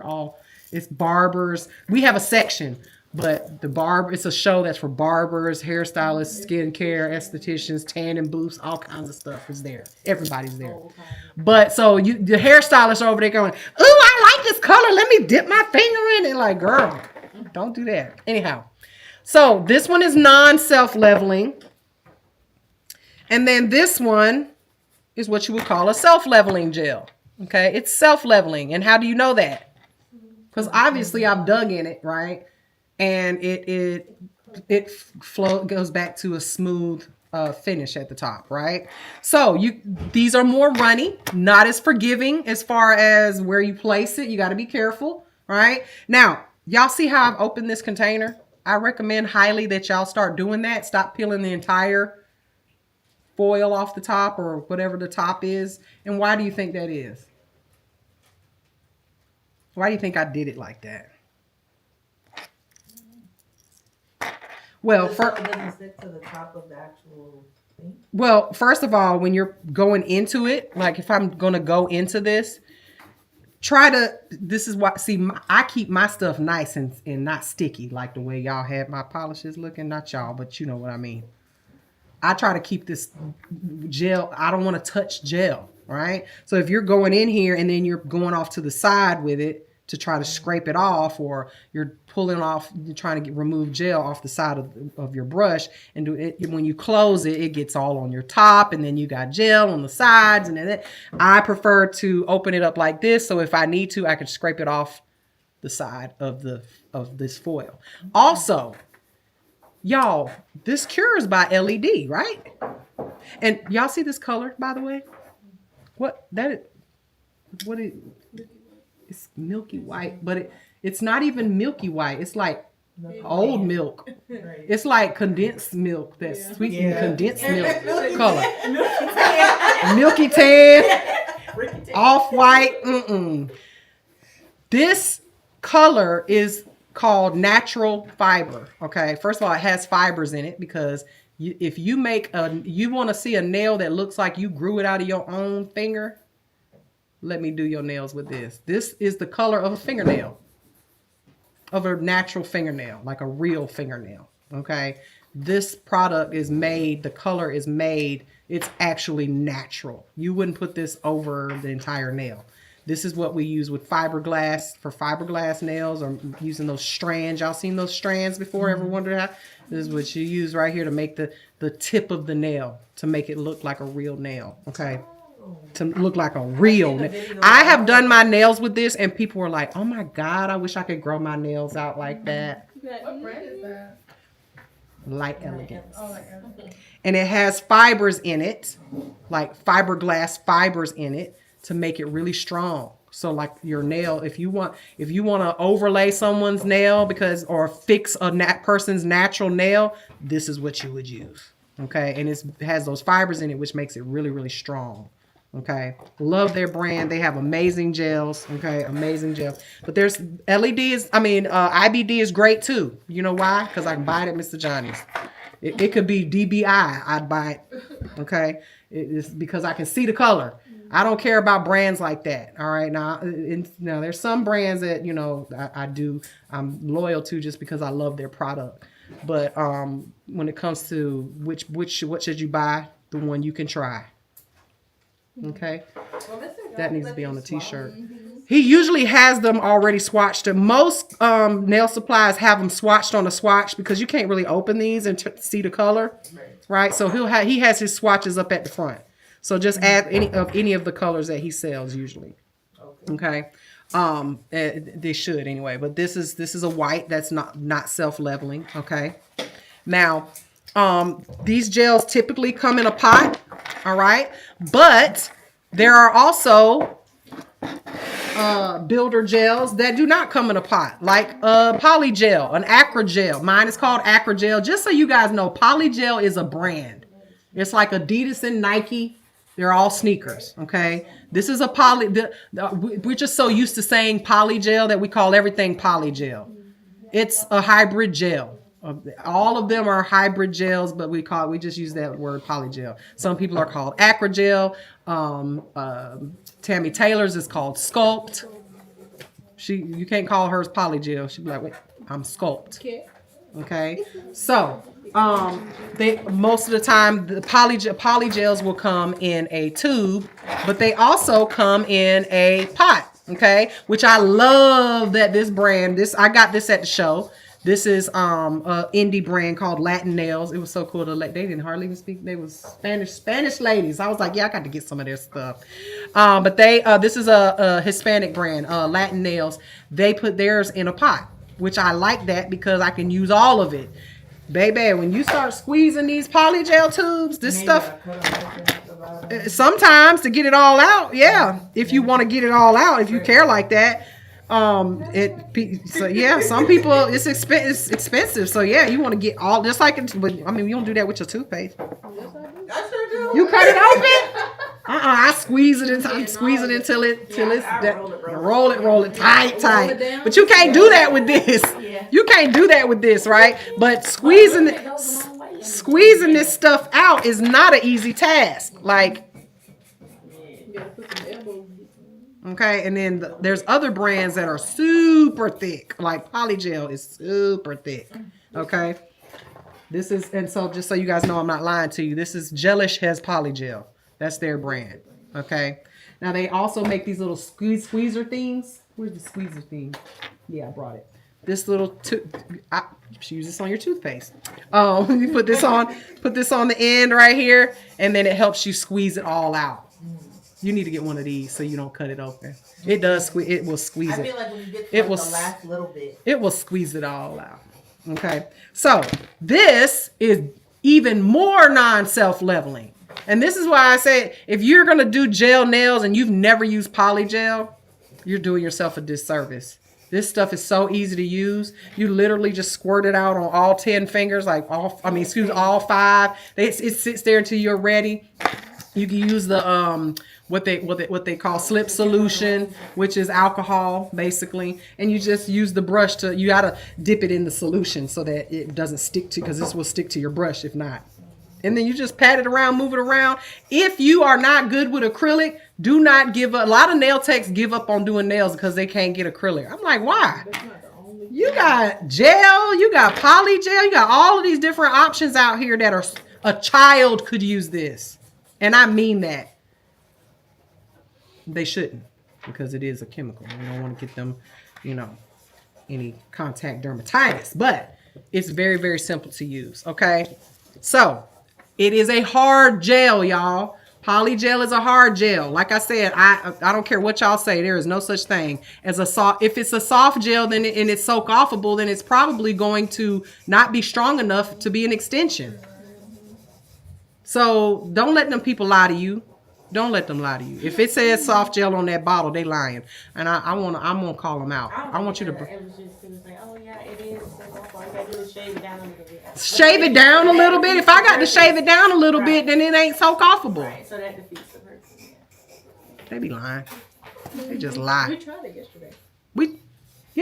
She did an experiment yesterday. She cured some of the polygel of these different brands, put it in the light, popped it off or whatever she cured it on, and put it in a little cup of acetone. It ain't budge. It's not going to soak off. So what does that mean? If something is not soak offable, how do you remove it? Let me put this on the screen. You have to file it off. So keep that in mind. Don't be like lovely Mimi and pull nails off. I'm sorry.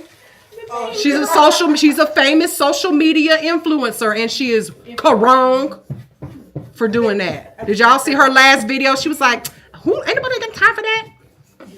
We don't have time soaking off nails. We don't do that.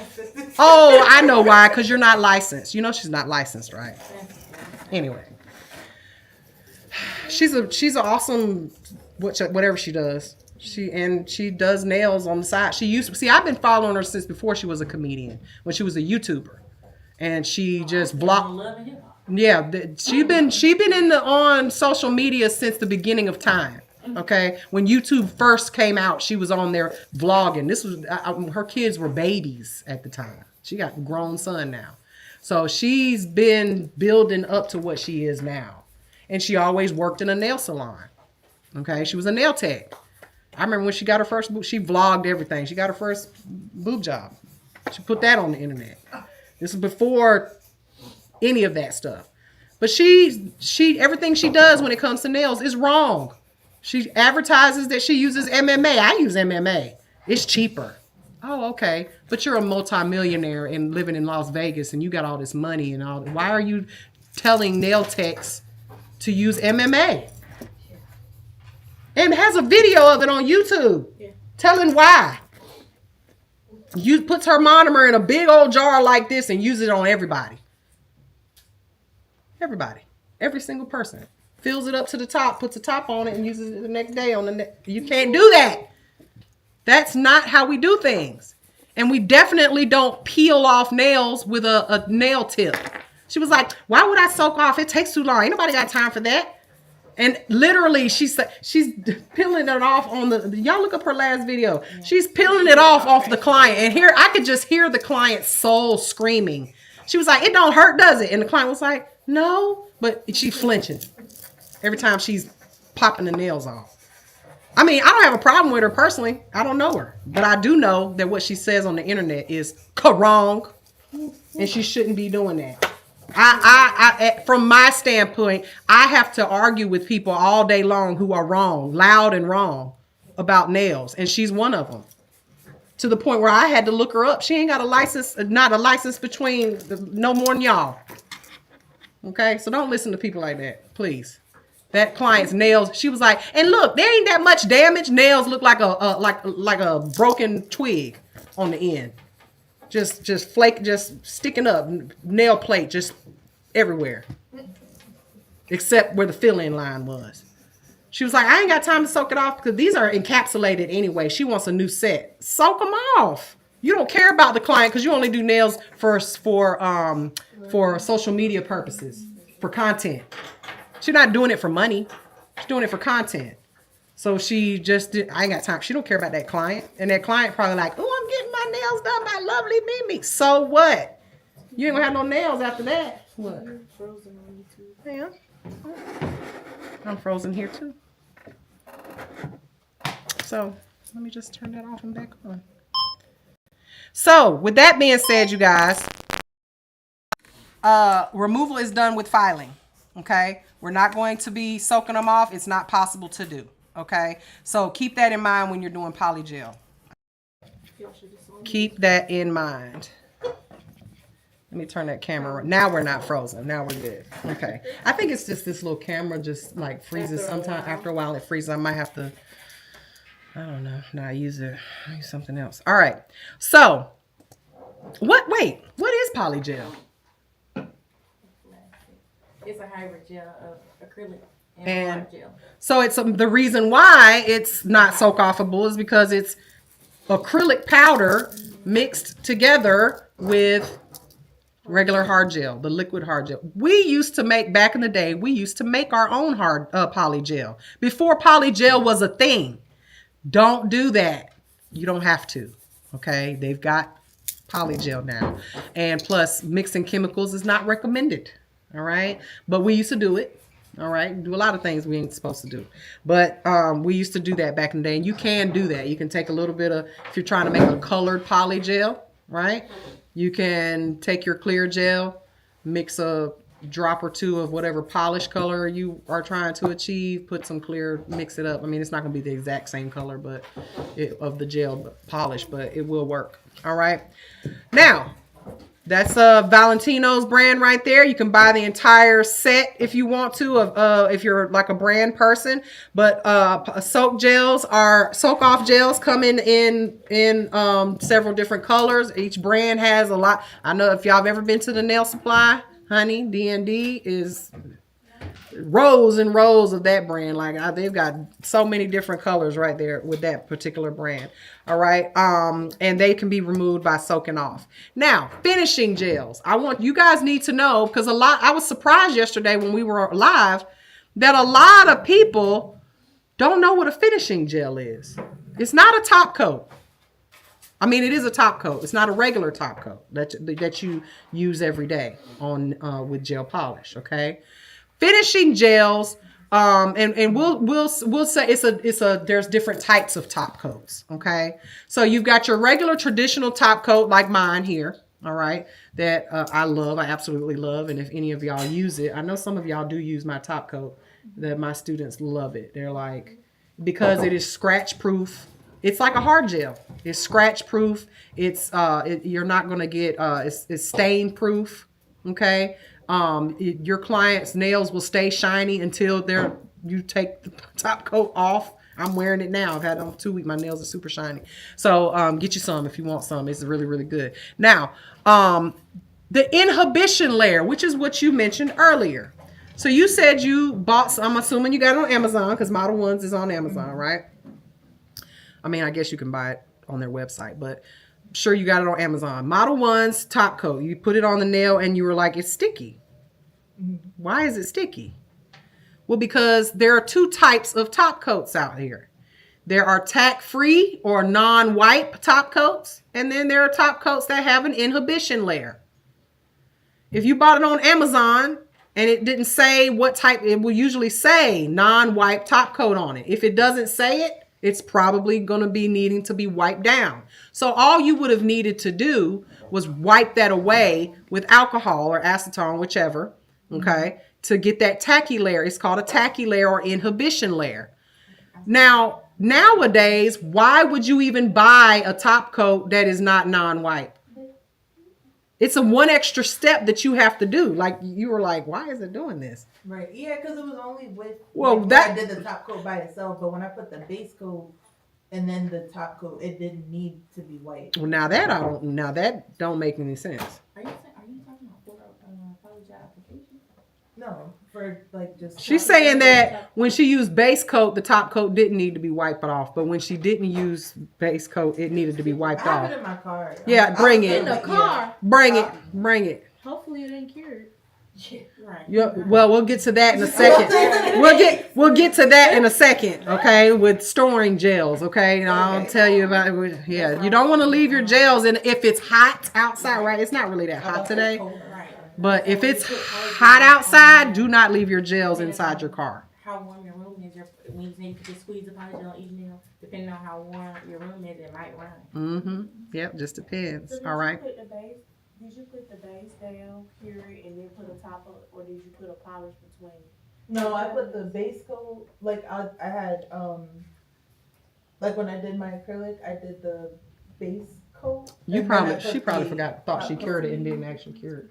Maybe I'll. Yeah. I don't know. I'm gonna bring it in. China garden. Yep. It's long way. Yeah, I'm thinking, now I'm gonna just say this. I'm thinking that maybe you thought you cured it and you didn't. Maybe, I don't know. Because that is not a magic. It's no magic that would allow that to happen. Yeah, because I was confused. I'm thinking maybe you was doing something else and you wasn't paying attention. You thought, or maybe you thought your light was curing and it wasn't on, and you pulled it out and you're like, oh my God, it's still sticky. Maybe. It could, because that doesn't make sense. I'm gonna bring it in. However, there is something called an inhibit. What is an inhibition layer? What is it? Tackiness at the end of it. But why does it do that? Why does it do that and not do that with non-wipe? I mean, what is that stuff that's still on the top of the nail? Why can you wipe it away and it'll be shiny? Why does it even do that? It's like it rises to the top, right? But what is it? It's just a layer of uncured gel that has all the solvents, all the chemicals and stuff that doesn't cure. It kind of just, it sits on the top of the nail. You have to wipe it away. Okay. But it is gel and you do not want to touch it. Okay. You don't want to touch it. You do not touch gel, period. Okay. Do not touch gel, period. All right. I usually spray with alcohol and then scrub it with a. No, don't do that because you get it on your skin. How you're going to remove it is you're going to put a lint-free wipe, okay? Gel and cotton balls do not mix, all right? You're going to have lint everywhere. So this is why we use lint-free wipes with gel. Now, you guys are going to use cotton balls in here because Miss Mary ain't buying y'all no lint-free wipes because they're too expensive. And you'll use them on everything, okay? But lint-free wipes like these are my favorite. Okay, y'all seen these before? Probably seen them in the nail salon. Like, what are those for? They're like a foam. They have no lint whatsoever. These are even more lint-free than the lint-free wipes, okay? These, you just put a little acetone or alcohol on it, and you're going to wipe it away like this. Do not spray and scrub, because if you spray and scrub, you're just moving that gel to your fingers. So when you do this, you're going to put the alcohol on here, put it on the nail, and go down away from the skin, okay? Y'all stop doing this, okay, when you're cleaning gel off or cleaning or moving a tacky layer or anything. Don't do that with alcohol and acetone with polish, because you're getting the polish all over the skin. You'll see when you start working on real people and you got to go over it and clean the red polish off of their skin because you just went happy with the cleaning of the nail with regular polish on the toes and stuff like that when you're doing toes. Okay, so these, I love these little lint-free wipes right here. Okay, and you can get, they're pretty cheap. Okay, but I only use them with gel. I don't use them with regular polish because just for the inhibition layer. Okay, so everybody understand what the inhibition layer is. All right, now let me explain another type of gel though, finishing gel that you guys, maybe you saw it, bought it, and you were like, oh, this is not working. Okay, where's my the one that was in the gray tube, that kicking glass? There it is. Okay, so this gel right here, I bought this. If you guys don't know about Profiles Nails, now you do. Now get on their website and spend all your money. Okay, because it's my favorite, one of my favorite places to buy products, especially mostly nail art. I don't really buy their acrylic and gel and stuff, but I did buy this. Okay, this is called Kicking Glass. That's the name of the product. But it is a finishing gel. And now when I bought it, I thought, okay, it's a top gel. It's just a top coat. Well, not all top coats are made for the same reasons, okay? This gel top coat is only meant to be used directly on top of acrylic. For instance, a pink and white set that you made with acrylic, no polish. No polish can go under this, okay? It is just like, the finish of it is just like the name. It's like glass. So gel polish, remember we said gel polish is soak offable. It is very flimsy, right? So if you were to take like a needle and touch it, it would bounce a little bit like a rubber ball. It's a rubber, right? It's a plastic. So if you put this, which is like glass, on top of gel polish, it'll look good when you walk out of the salon, when your client walks out. But then when they come back, it's gonna look like, you know, have you ever seen like a windshield that somebody busted, like bust your windows out your car? You know what it looks like? It just looks like shatters, but it's still there. The glass is still there. Okay, that's what it looks like. It'll be cracked, like cracked glass on top of your polish, because this is literally like glass, whereas my top coat or any other regular top coat that you can put on top of polish is flexible. It's a plastic. It's more like a plastic. This is like glass. Okay, so the use for this, if you want to see some of the prettiest, shiniest nail, that doesn't dull, just like a glass window. This is a sealer type of gel, finishing gel. You'll see them called sealers, finishing top coats, or finished glass top coats. Okay, so don't be confused when you buy them. Make sure you're buying the right type of top coat. Okay, because if you don't want to put this on top of polish, just directly on top of acrylic or gel only. Okay, you wouldn't even put this. You wouldn't put this on someone's natural nail, like a regular natural nail. If they just want, I just want top coat. I just want them shiny, because it would just crack and it would just chip off. Okay, so it has to go on directly on the acrylic. Okay, anybody ever used a sealer gel before? No? Okay, it's a beautiful, but direct. I use it for pink and whites only. Pink and white for French encapsulated nails. If you're encapsulating and you're doing a design, put that on top of it. Oh, baby, it'd be so shiny, so pretty, so pretty. Okay, all right, we're almost done here. Now, the supplies that you need for gel. What kind of supplies do you need? It's not the same type of brush that we use with acrylic, okay? Most of the brushes that we use are going to be, they're going to be very different than what we use for acrylic. But let's talk about this first. So we've got our gel curing lamp. We need that. You're going to need your application brush. And most of the times the brushes are going to be made out of a synthetic material, okay? Like canacolon or nylon, okay? They're not going to be usually made out of any type of hair, okay? The gel just works better with synthetic brushes, okay? You're gonna need your bonding gel or your base gel, okay? Your primer gel if it calls for that, your building gel, and then your top coat, finishing gel, okay? Your tips and your forms, whichever you choose, you can put gel over tips, but this is very, very important. Remember when I tell you guys, when you learn how to blend, you have got to etch that entire tip. You have to, okay? Because remember, slick to slick does not stick, okay? And your tip is going to be, if it has any shiny spots on it, any spot that you didn't buff or etch before you lay the gel on it, the gel will just peel away off of it, okay? And that's really weird. When it comes to nails, I have messed up and done the wrong thing. I'm trying to help prevent y'all from doing the things that I've done. That is very weird when and it's separated like two nails. Like you can peel the tip out from under it, and now you've got the clear gel on top of it. Okay, from not etching it. So make sure you do that. You gotta need to have your cleanser. Okay, alcohol. You need alcohol with acrylic tips too. Right? Because you're going to be cleaning the dust off when you're done with the nail before you put your polish on there. All right. Now, when it comes to your abrasive files and buffers, you're going to, when it comes to gel is a soft product. What do I mean by that? What do I mean it's soft? Because it's even builder gel, it's hard gel, right? It's kind of confusing. You're like, well, it's hard gel. What do you mean it's soft? It's very easy to file, okay? Gel is like when you're filing it, if you're using a 100 grit file on gel, you might file it all the way off. If you use the same pressure and aggression that you use with acrylic, you might file it all the way off. So there's a reason why in my store, on my online, my products, I only sell 100 grit files and 180 grit files. Okay, because the 180 grit files, even though you can use that as a buffer, so here's my files, right? You can use this as a buffer because it has a sponge on it, but it's also really good for filing gel. I would recommend when you're filing gel, use a 180 grit file.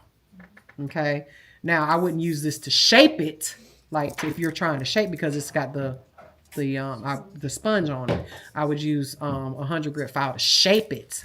But as far as filing over it and removing product, 180 is about all you need, okay?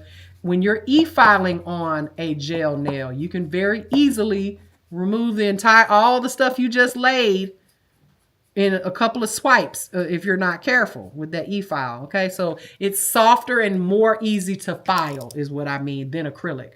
Acrylic, if you lay it thick, your arm will be hurting by the time you finish a set when you're brand new at doing nails, okay? Gel, different story, okay? Now, and then your lint-free cleansing wipes. Obviously, I told you already why you want lint-free when you're working with gel. Now, let's talk about storage. What you just mentioned, don't leave your gel in your car. If you are a traveling nail tech, and you guys do travel here to come to class, right? If it's really, really hot in your car, your product will cure in the bottle. It will change the chemical make of it. It won't work right if it doesn't cure, okay? I bought a bunch of polishes from Mr. Johnny one time, and this is something I want you guys to start doing too. When you go into these nail supplies and buying gels and stuff, check it before you put it in your basket. Make sure it's not cured. We don't know how long this polish has been laying in a warehouse somewhere. Okay, I've bought polishes online from Amazon. You know, these Amazon warehouses, you don't know the temperature in there, and then you open the bottle and it's just hard and cured inside the bottle. Okay, so I bought some from Mr. Johnny one time. I bought like 10 bottles of polish or something like that, and like 3 out of 4 of them was cured inside the bottle. And I had left it in the car. But I lied to him. I didn't tell him that. He was like, you left it in. I said, I want a new polish. This one's cured. He's my homie. He was like, you left it in the car. I was like, no, I didn't. He was like, sorry, we don't do refund. He's stingy now. So, but I did leave it in the car. And a couple of the bottles it was, you know how hot it is in Georgia? You open your car door and it's like, oof, like a sauna. Okay. So don't do that. Keep your gel polishes. You want to store them in a cool, dry place, preferably in your house. Okay. Or inside a drawer like this. These drawers that you guys have next to you are a perfect size for standard gel bottles. Okay. So a lot of time, like even the way we have these stored, it's a reason why I put all the gels on that left side. Because the light from the window, it can penetrate into the gel bottles and heat them up. Okay, so you don't want that. So keep your polish in a cool, dry place. I think I get on Fabby about this all the time. When you're working with your gel, when you guys start doing working on the gel nails today, make sure that the light, so I can show them. When you're working on yourself, you have the light turned towards you, right? You're going to have it like this so that you can go in and out, right? When you're working on a client, it's turned towards the client. So you don't think about this, but when you're doing, and I destroyed a very, very expensive brush the other day when I was doing my nails. Wasn't thinking. You've got the light turned on and it's sitting here in front of you or turned towards you, and you guys are working on mannequins, so it's turned towards you, and you've got your gel brush, you put it down right here in front of it, and then you go to pick it up and it's hard as a brick. I had and it was a gift too from Wildflowers Nails. They sent me a free set of brushes and the little liner brushes, because when I do my nails, y'all, I use a little tiny brush to go around the cuticle with gel to make sure I'm getting it all the way. I polish it on, but then I go around and I make sure it's really close to the cuticle without touching it. But so I use a liner brush. So I laid that liner brush right there. I went to pick it up. It was like a little needle. I was like, oh, damn it. These brushes are cute. They got a unicorn horn handle on them and everything. If y'all don't know about Wildflowers Nails products, you need to check them out. Everything is unicorn and cute and girly and stuff like that. Anyhow, so when you're doing your stuff today, make sure none of your gels are in front of the light. The spillage of the light can cure stuff. Okay. Remember I said when you're trying to prevent heat spikes, you're bringing it towards the light because the light is spilling out. Okay. So do not, because I'm not giving you another brush. Okay. Do not destroy these brushes. As a matter of fact, we took the brushes yesterday and said, leave them here. We're going to put them, because y'all put them in your, I was cleaning those out the other day, the lockers, but after we emptied them, gel all up in there. Just inside, y'all just lay them on the table. No, we can't do that no more. We got to keep this place clean. So, we're going to keep these in a dark drawer so that they don't get destroyed and you guys can reuse them when you come to school. Okay. But, so keep all of your gel stuff out of light. For instance, don't put your gel brushes in a cup standing up in front of your window at home where y'all are doing nails illegally. Why?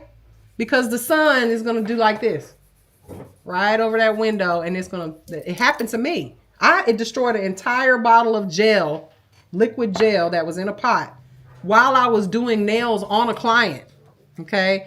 Back when I had my suite, I was in the front over there at Solar Salon. So I had the big front window and I had the shades down, but the shades, the light still come through. I had them open, but not closed. The light was coming through. It was about to be dark. So the sun was moving and I had my pot of gel sitting on the table and I'm just going in it, doing her nails. Well, that little beam of light went right up. It was like it scanned it. It just went right over the top of the pot. I went to go in there and it was like an ice skating rink, like ice on top. So when I had to literally take that layer off and throw that just through the whole bottle. A $60 pot of Vetro gel. Very expensive gel. Okay, $60 in a pot this little. Okay, because it's a very good brand. And so you don't want that to happen. So don't leave these sitting up, store them up in a place where there's any type. This LED light will cure this brush. Your lamps have LED lights in them.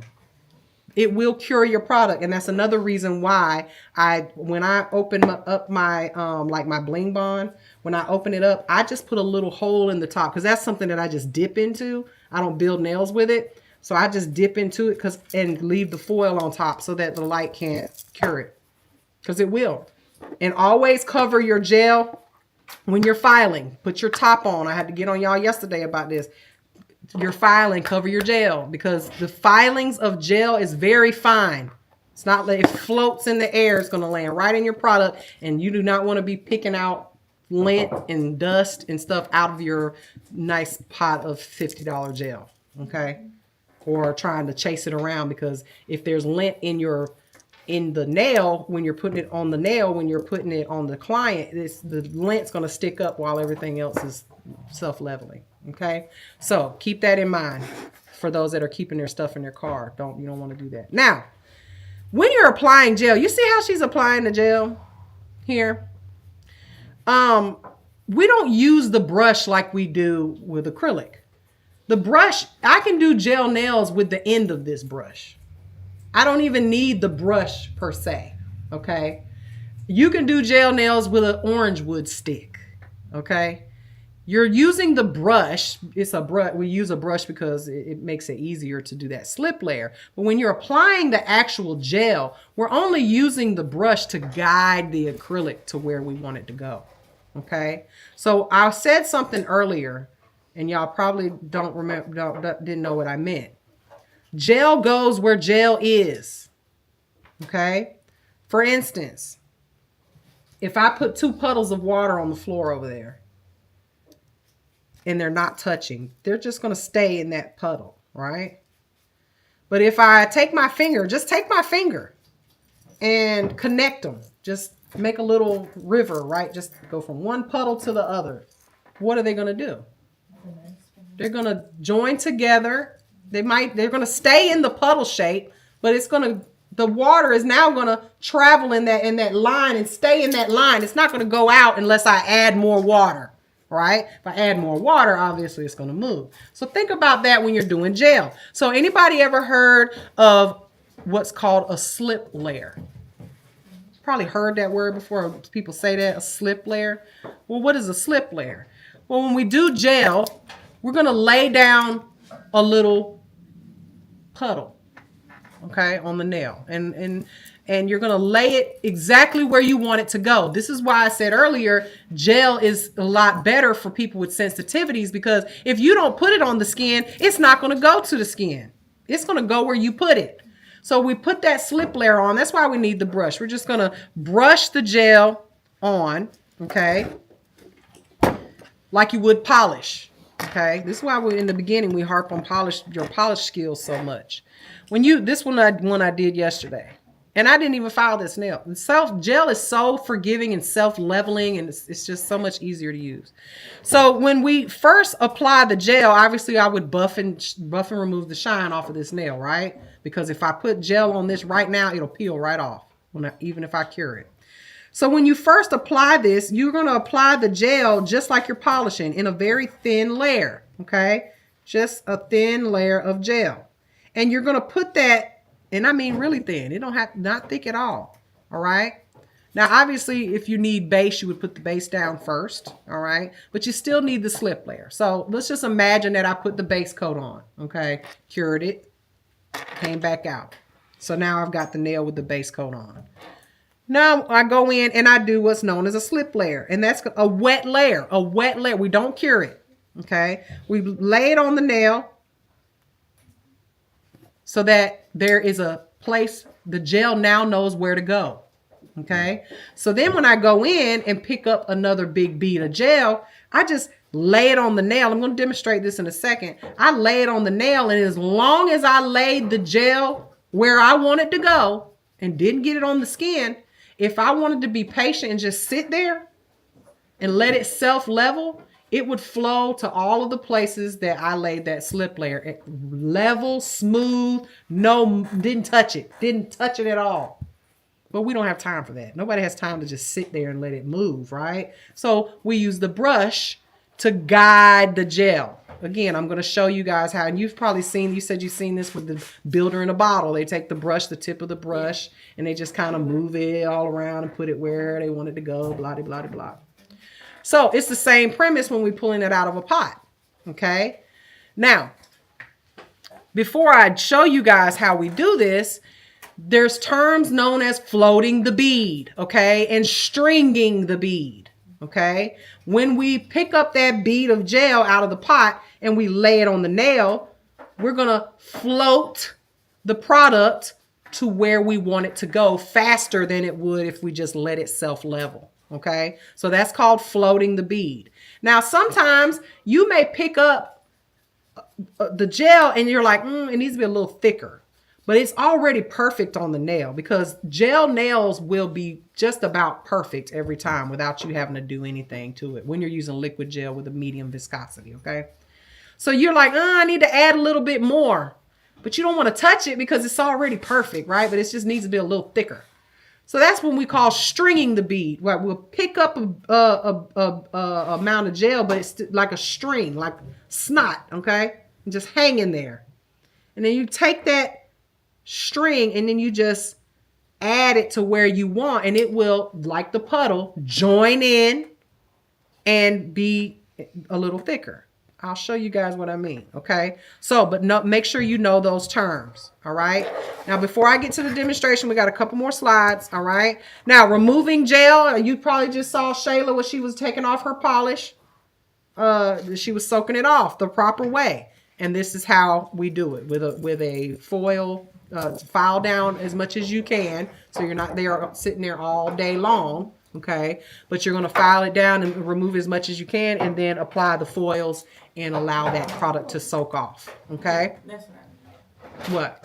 That's what I was saying, like, when it was saying that it's soak off, well, you still have to, that's what I mean. Yeah, you still gotta soak it down to the thinnest layer. But did it soak off? Did it come off? Not easily, no. It ain't soak offable. I don't believe it. I need to see it. Bring it next time. It's not. Yeah, no, I'm agreeing with you. It's not. Oh, okay. Because if it didn't just fall off, then it's not so. If I got to file it more and more and more and more to the natural nail plate, then it's not soak offable. What are those steam ones that I've been seeing? It's warm acetone. Yeah. So it's like a double boiler. Okay, so they're in the because you're gonna give her. We've got like one more, don't we? What? The manicure kits with the hand in it, and it's got the. Bring me one of those soak off bowls with the double. So it's just an electronic double boil acetone bowl. Okay, so it warms the acetone. So you can get that, right? How much was that? They're expensive. They're not cheap. This is the same thing, okay? So I sell these, right? And you can get these at the nail supply for a couple of bucks, right? Maybe $6 or something like that. But it's the same premise, okay? I take warm water, hot water, because you know our water comes straight from the pits of hell, right? You know, y'all know that, right? That water is hot, okay? But I also will take it out of the water machine that has the boiling water, right? And you don't want it boiling hot because it will burn your fingers. But this right here it's like a double boiler, okay? Well, I guess I need to unhook the tank. So you put the warm water in here, right? And then you put this on top, clamp it down, and then you put your acetone in the wells. And the water, any heat is always going to accelerate the process. So those steamers, they call it a steamer. It's not, they're putting acetone in it. It's an acetone soak-off bowl that plugs into the wall. And it warms the water. Just get some warm water. That's gonna be hot. What you don't need to do is put your acetone in the microwave. Please don't do that. Because folks say, I just put my acetone in the microwave. Don't do that. You trying to blow up the house? Don't do that. Okay. So this is the same thing. All right, as those steamers. It's just that one plugs in and warms up the acetone versus this one putting warm water underneath it and then putting your acetone in there. Right. So that's the only difference. They're nice, but it's another thing I got to plug up and put on my table. No, I got enough stuff on my table that needs to be plugged up. So that's how we remove it. Okay, and then some things you may want to know about. Who can be a candidate for gel, or why would you recommend gel? Because your client's going to ask for it if they want it, right? And if you can do it, you'll do it.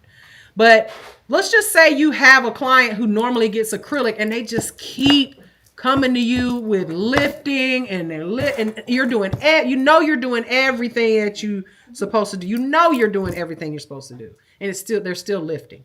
That would be a good candidate for you to try using gel if you feel confident enough to use it. Okay, and hopefully today you will. But ask yourself a couple of questions, or ask the client if they say, oh, I'm coming in and I got a party. I don't usually wear nails, but I have a party next week that I really want to wear, a set of nails for. You may not want to do a hard gel extension set on them because first of all, they don't get their nails done, so they're probably going to peel it off on their own, or if they got it, say they got a job where they can't wear them, but they're just wearing them for the party, right? You may not want to recommend gel to them, or if they come in because they don't always know what they want. They're like, I don't know, just my girlfriend gets gel nails, so do that on me. Why do you want that? Or what is the reason for it, right? So ask them, how long are you going to wear these nails? Is this going to be a one-night thing or a one-week thing? Or are you going to come back and get them refilled, or what? They need to ask those questions. Also, what length does the client want? Because if the client is just doesn't want an extension, if they don't want their nails extended, then just do an overlay of gel, a manicure or a structured gel mani on them. Okay, if they want gel, I would much rather do a structured gel mani on natural nails, or an overlay of gel on natural nails than acrylic on natural nails, because you gotta do a lot of filing. They usually look thicker with acrylic than they do with gel. Gel again is going to self-level and level to the client's actual nail. Okay, so and then again, does the client have a lot of lifting problems? Then you may want to do gel. Okay, and as far as the polish, how are they going to come back and let you remove it?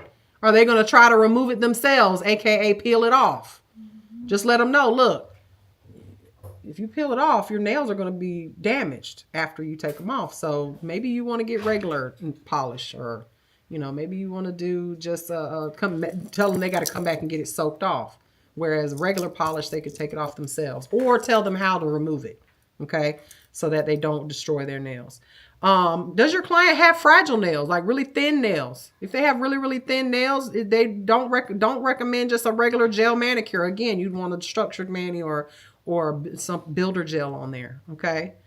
And do they damage their nails a lot after they leave? Again, back in the day, it never failed. You always bumped it on the door or something, and you're coming back to get it fixed. Gel polish is not going to have that problem. Okay. I tell you guys this all the time, that I do not agree with putting gel polish on clients' toes. Now I've got gel polish on my toes right now. I am a 30-year in the game professional. Okay, I know how to take it off. All right, and I hate doing my toes, so I want to keep it on for 6 months, which is about my toenail polish be needing to fill in. Like, fill in on your toe, girl. I didn't have my polish on for the whole summer. But for those clients that don't, that are coming and getting their nails done on their toes, or getting their toe polish changed, especially in the summer, even once a month, you guys are filing it off, and you're filing it down, or they are filing it off, and they're filing it to the point where your toenails are non-existent anymore. And then your toenails, they break, and then what do you want to get? Acrylic toes. I want acrylic tips I want tips with acrylic on my toes. And then you bump your toe on the wall in the middle of the night, and now no toenail for you, honey. Or you have to go to the ER and get the whole thing cut out or removed because it's too painful for you to do it. It's just not worth it. Okay. And so regular polish is what I say for doing on your clients. Regular polish lasts a long ass time on your toe. We used to wear it on our toes. That's all we had. And it lasts if you do it right. Okay. It will last. But you do what you want. You do what you want and do what your client wants if that's the case. All right. So everybody understand what we talked about today? The chemistry of nails, the difference between the LED and UV. Y'all have a better understanding of that now? And the different types of gels out there, polygel, acrogel, your immediate builder gels, your finishing gels. Okay, hopefully y'all learned a little something today. Okay, when it comes to gel, because that is one of the most requested classes that people, they don't understand gel at all. Yes. Yes. Are they gonna bring it? No, they don't deliver no more. Shut your mouth. Look, I'm like, it's in there, honey. I was like, It's in there. It's in there. Get it out of my wallet. There you go. There you go. Okay. Now, I'm going to demonstrate how you guys are going to do the gel today. Okay. Now, you're going to put on your mannequin hands the tape. Then glue a tip down, okay? And then you're going to overlay. It's like you're doing a structured gel manicure today, okay? That's what I want to see first. You're going to overlay it right on top of the little short tips, all right? We'll show you how to do that, okay? And then once you do that, if you want to attempt to do a tip or a sculpted nail, because you can sculpt with gel. You can try that too if you want to. And I will be happy to allow you to try with poly gel. You guys can play with while I have it out here. Okay, play because we're not going to keep polygel out for you guys to just do because it's not something that you have to do to graduate, but for you guys to play with it today if you want to, if you haven't used it before. All right, but I'm going to demonstrate what you're going to do today. Okay, now I have this little. I hate this hand. I just hate it. I don't really care for these weeble wobbly hands. All right, but it's a lot easier for me to show you rather than prepping a whole nother hand for you. All right. So what I'm going to do here is first, and these fingernails, they go all the way into there. I'm going to pull it out a little bit so that it's first and foremost, I'm going to put on some gloves so that I don't end up, itching and scratching for the rest of the day. Okay. If I showed y'all it's not even my heels, y'all. It's the palms of my feet, which is soft, like just cracks and bleeds and all kinds of stuff. You don't want to get contact dermatitis, okay? You do not. Nobody told me. All right. So I got my hand here, my client here. First thing I'm going to do, what's the first thing I'm going to ask my client to do when they first sit in my chair, before they sit in my chair? Wash their hands. Why are we having them wash their hands? Not just because they little nasty hands and need to be cleaned, but for what?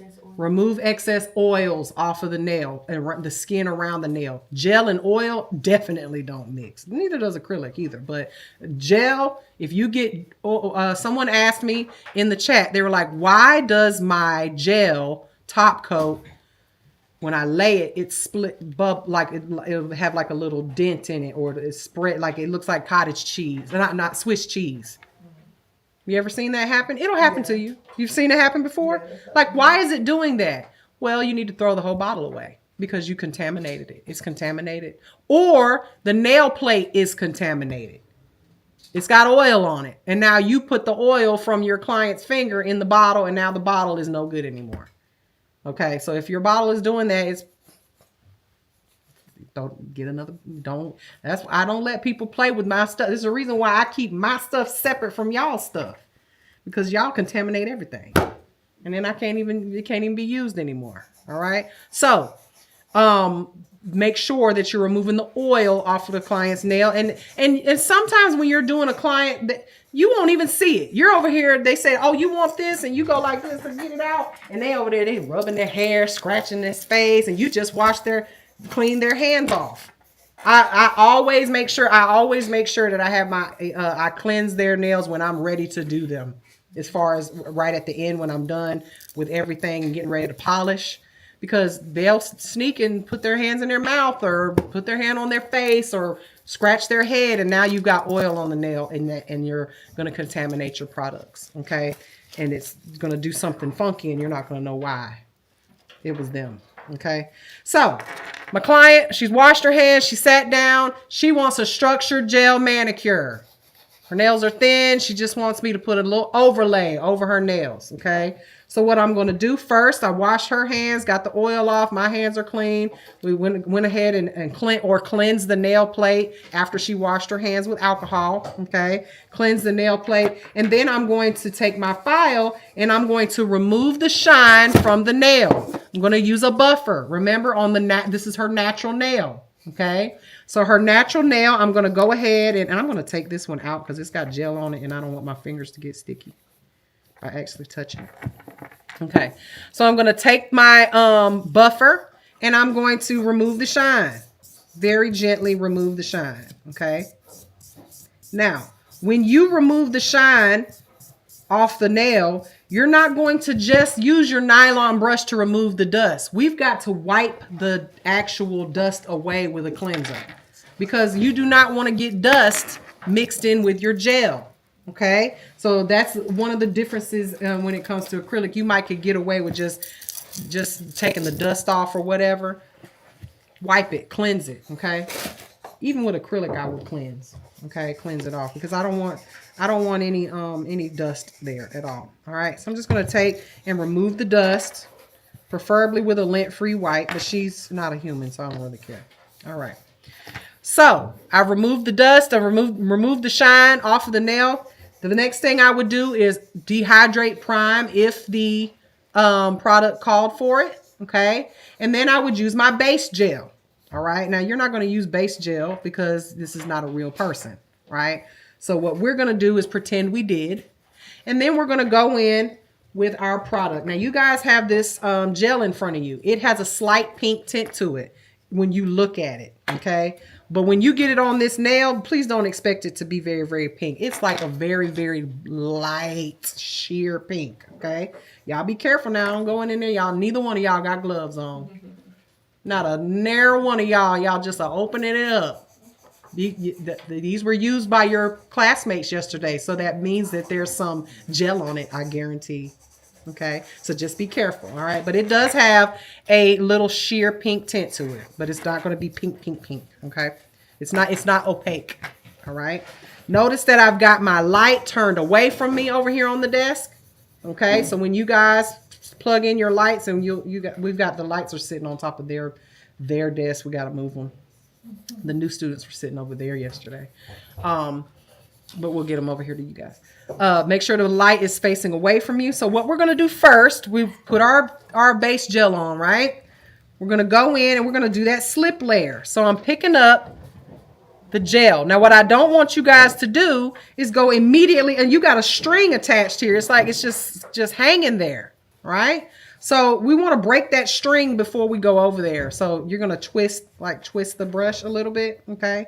When you go in, let me show y'all again so y'all can see. All right. Go in. It's going to be a string there. Twist the brush. Okay. Try not to go side to side. You're going to get it all over the rim of the gel, and it's going to be a mess. Okay. So now I've got the gel on my brush. I'm going to go in and I'm going to apply this gel like I would polish. Now that's a lot of gel. I don't need that much. We're doing our slip layer. So I'm going to take some of it off. Okay. And I'm going to apply this just like it's polish. Put the gel where you want it. If you get it on the skin, guess what's going to happen when you lay that first bead down? It's going to flow right to the skin. So at this point, we do not cure it. Don't cure it. This is our slip layer. It needs to stay uncured. Okay? That's the mistake some of y'all make. You go in, you lay a layer, and then you cure it, and then come back out and put the bead on there, and you're wondering why it's not flowing. Okay? It's not, it's cured now. It's like putting it on a dry floor, okay? Water on a dry floor. It's not going to run everywhere, all right? So now I'm going to pick up a bigger bead this time, all right? Break your string, break it off. Now watch what I do. This is something that, I don't know, they wasn't watching yesterday, okay? Watch what I do. I'm not going to polish it on, What I'm going to do is I'm going to put it on the nail and then I'm going to roll it off my brush. Okay, and just do a little spinny spin to get the product off of there. All right. Now, if I sit here long enough, this gel will self-level and flow back to the cuticle. It'll flow to the tip. I may have to hold the finger or tilt it or something to get it to roll down, but it will slowly go where, and you can see that it's kind of doing it already, right? But remember, we're not going to be using this brush like a brush. Like I said, I could turn this over and use the end of this and move it where I want it to go. Okay. So what I'm going to do is because I don't have time for all of that. I'm going to take this brush and I'm going to take it and I'm going to push to the cuticle area. Just kind of push it. I'm not even pressing it down hard. I'm just pushing it in that direction. Okay. And then I keep the gel contact on. The gel is still contacting the brush. All right. And I'm going to move it kind of in like a U shape almost. Just moving it or back and forth so that it brings the product down. And so that's called floating the bead. We're floating on top of it. We're just kind of floating it from side to side, moving it where we need it to go. Now, if you look at this nail right now, it is perfect. It's perfect. I barely need to file it. Barely. Okay. But if I wanted to add some more gel to it, maybe I'm like, I just need to add a little bit, but it's already perfect. I don't want to mess it up. I don't want to do the whole dip and swirl and on the top of it. So now I'm going to do what's called stringing the bead. So I'm going to pick up some of the gel and I'm going to pull it up. And you guys can see this if you look in front of you, right at me. You can see it. See the string? You see it? Can y'all see? You probably can't see it because it's above me. But if you look, if I do like this, pull up, I've got a string. Okay? When I attach the string to the nail, you can see that and I can touch, if I want to touch the nail, bring it up. And the gel that's on the brush will fall down into the nail and I can add more product. And this is called stringing the gel or the bead, okay? And you can add more where you need it. You can only do this with liquid gel. You wouldn't be able to do this with any other kind of gel. But as you can see, let me clean this brush off. This nail is perfect. I mean, I don't have to do much of anything. Maybe file around it just to level it if it's a little thicker than maybe the other nails to make them all even. But as far as filing for my life and all day long, and you just don't have to do that. Now, this is an overlay. If you were doing a longer nail, right, what do we need as far as structure for our nails to be structurally sound if we're creating a nail? We need an apex, a C-curve, all that stuff. But in particular, if we're just laying the product on top of the form or on top of the tip, we need an apex, right? So you'll see a lot of gel nail artists do this.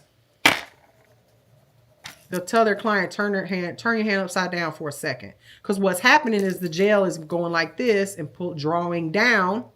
And if I turn this over, you'll see, because you can see that there's a little hump there. Now I don't need a big hump because this is a short nail. But with a longer nail, that's a nice apex, wasn't it? It's a nice little perfect curve. I don't have to build it up and then file it down and chisel around it like you do with acrylic.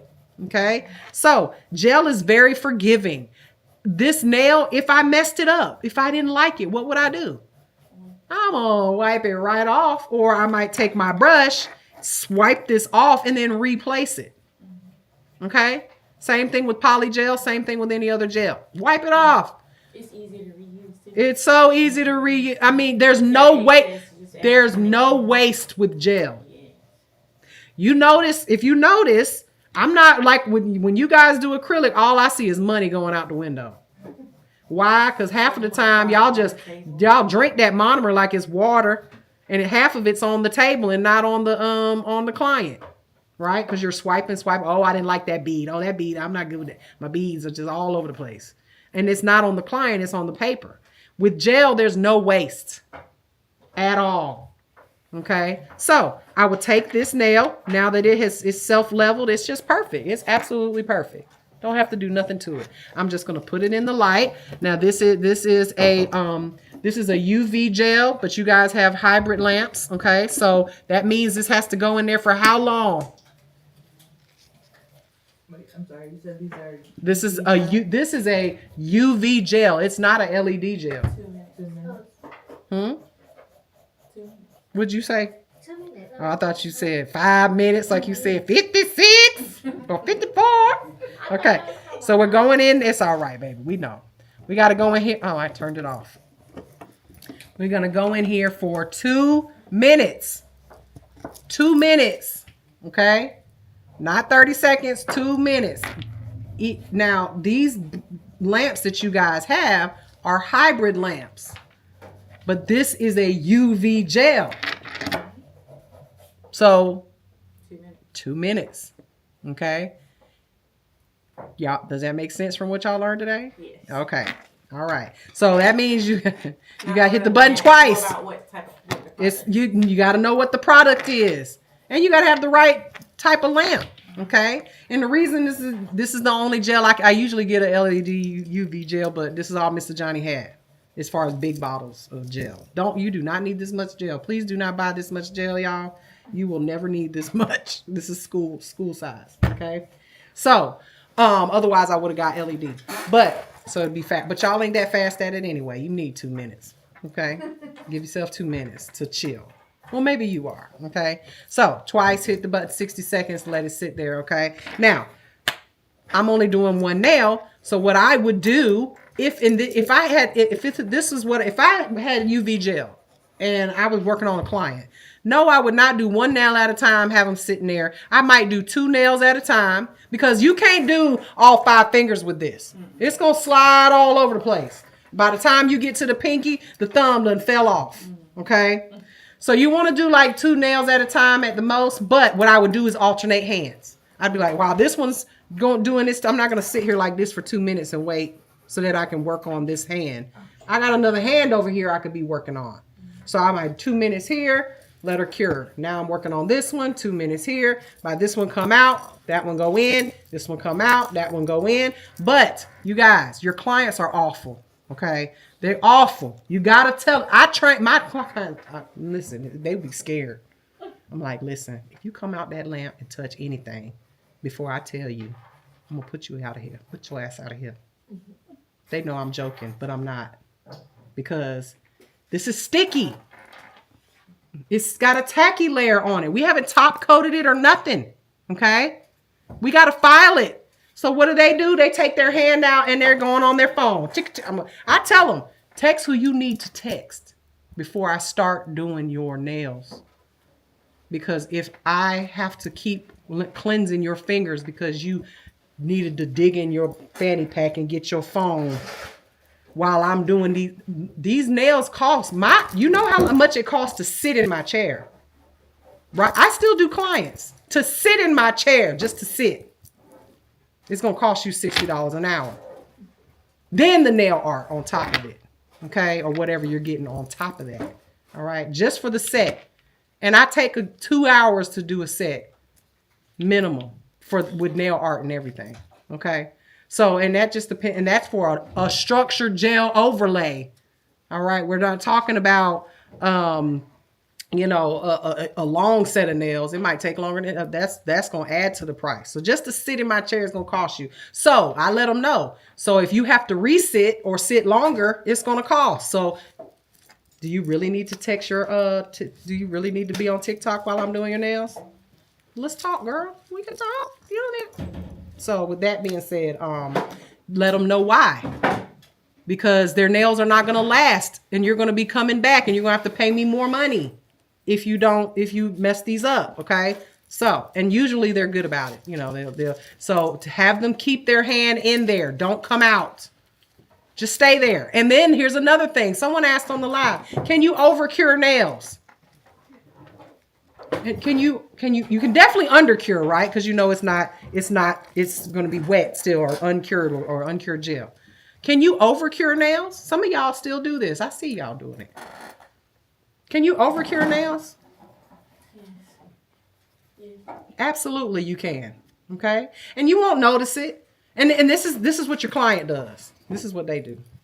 The light goes off. And they're like, the light goes off. And then they go. And you're still doing this other hand because, you know, you're taking your time. You're doing a nail art or whatever. And then they're like, oh, it went off again.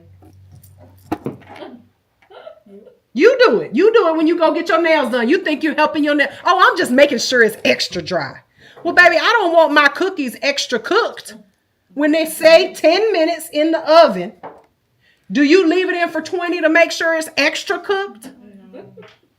Do you take them out, look at it and say, oh, they look good, but I just want to make sure they're extra cooked. I'm going to put them in for 10 more minutes.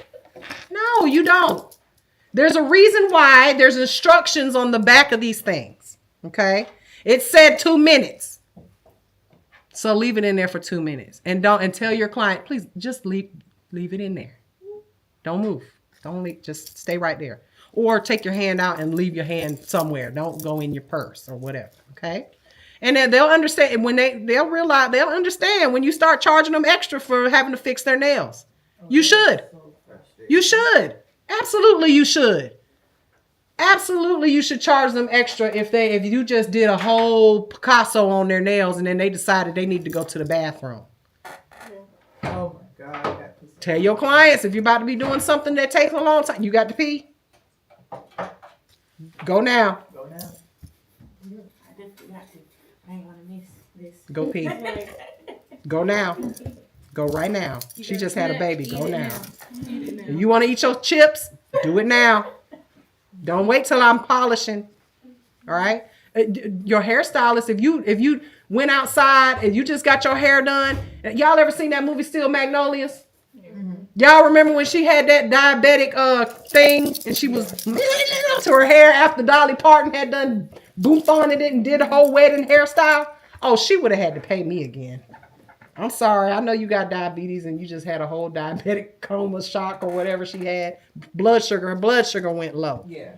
And she just, why did she, now I'm a medic. That does not happen when your blood sugar drops. You pass out. You don't start going crazy and messing up your hair. I was like, what did she do? Oh no, she got to pay me again. That was a pretty hairstyle too. Yeah.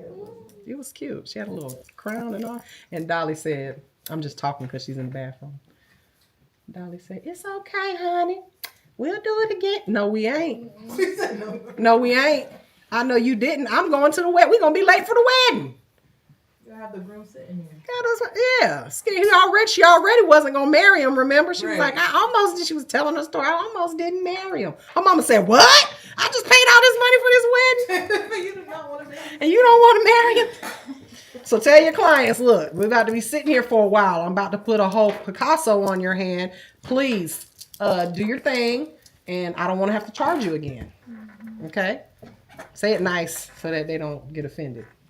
My clients know me. I say it exactly how I just said it. And they be like, girl, you so funny. I'm like, I know, but don't you do that. Don't come out that light. You don't have to pay. Don't you come out that light. Because I want the nails to look good too. Everybody in Augusta's going to be looking at your hands going, who did your nails? Don't you tell them I did it if you messed them up. Yes. Somebody, I did not.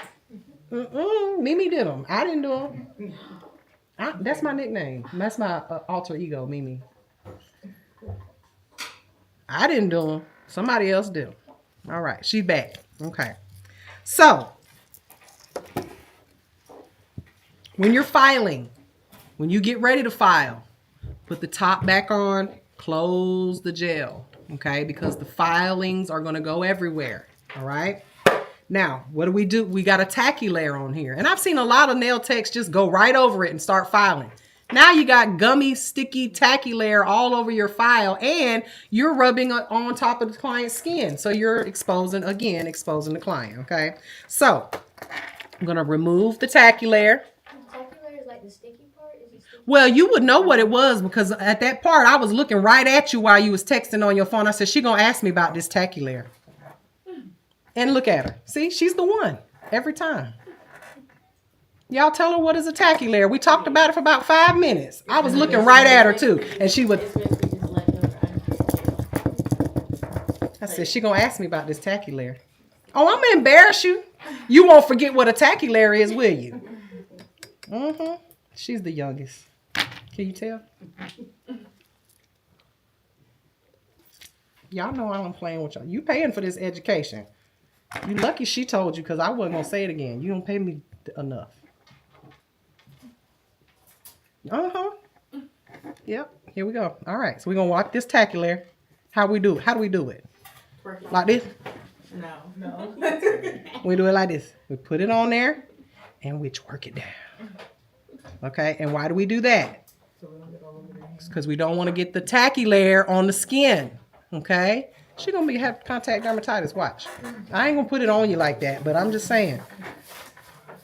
See, I don't want to be that teacher that says no phones in class.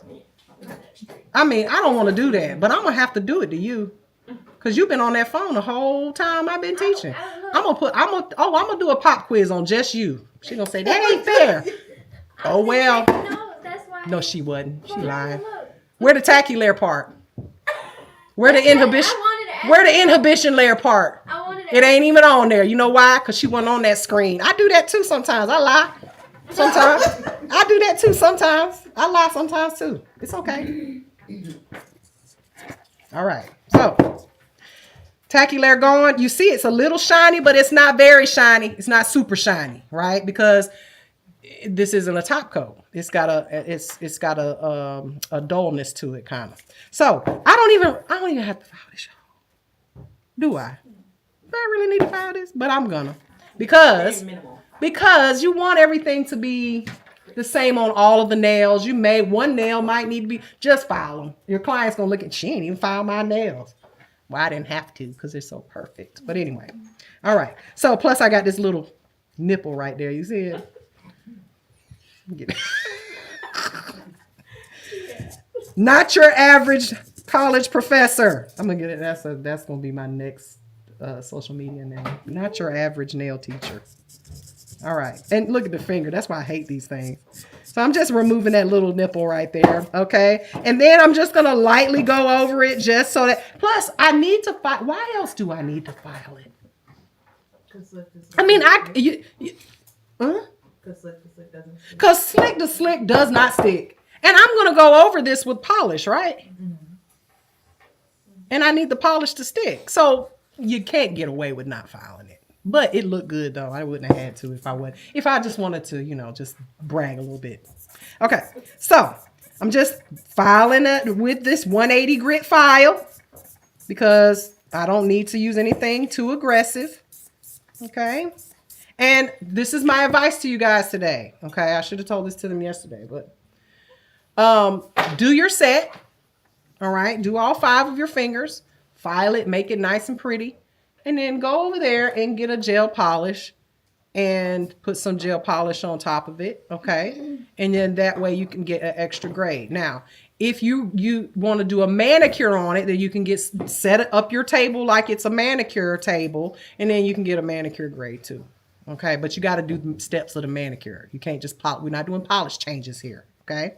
All right, so you can put some gel polish on top of it, and the gel polish is going to tell on you. You're going to look at it right now and say, oh, it's perfect. And then when you put gel polish on it, it's going to be like, nope, no, it wasn't. No, I thought it was, but it ain't.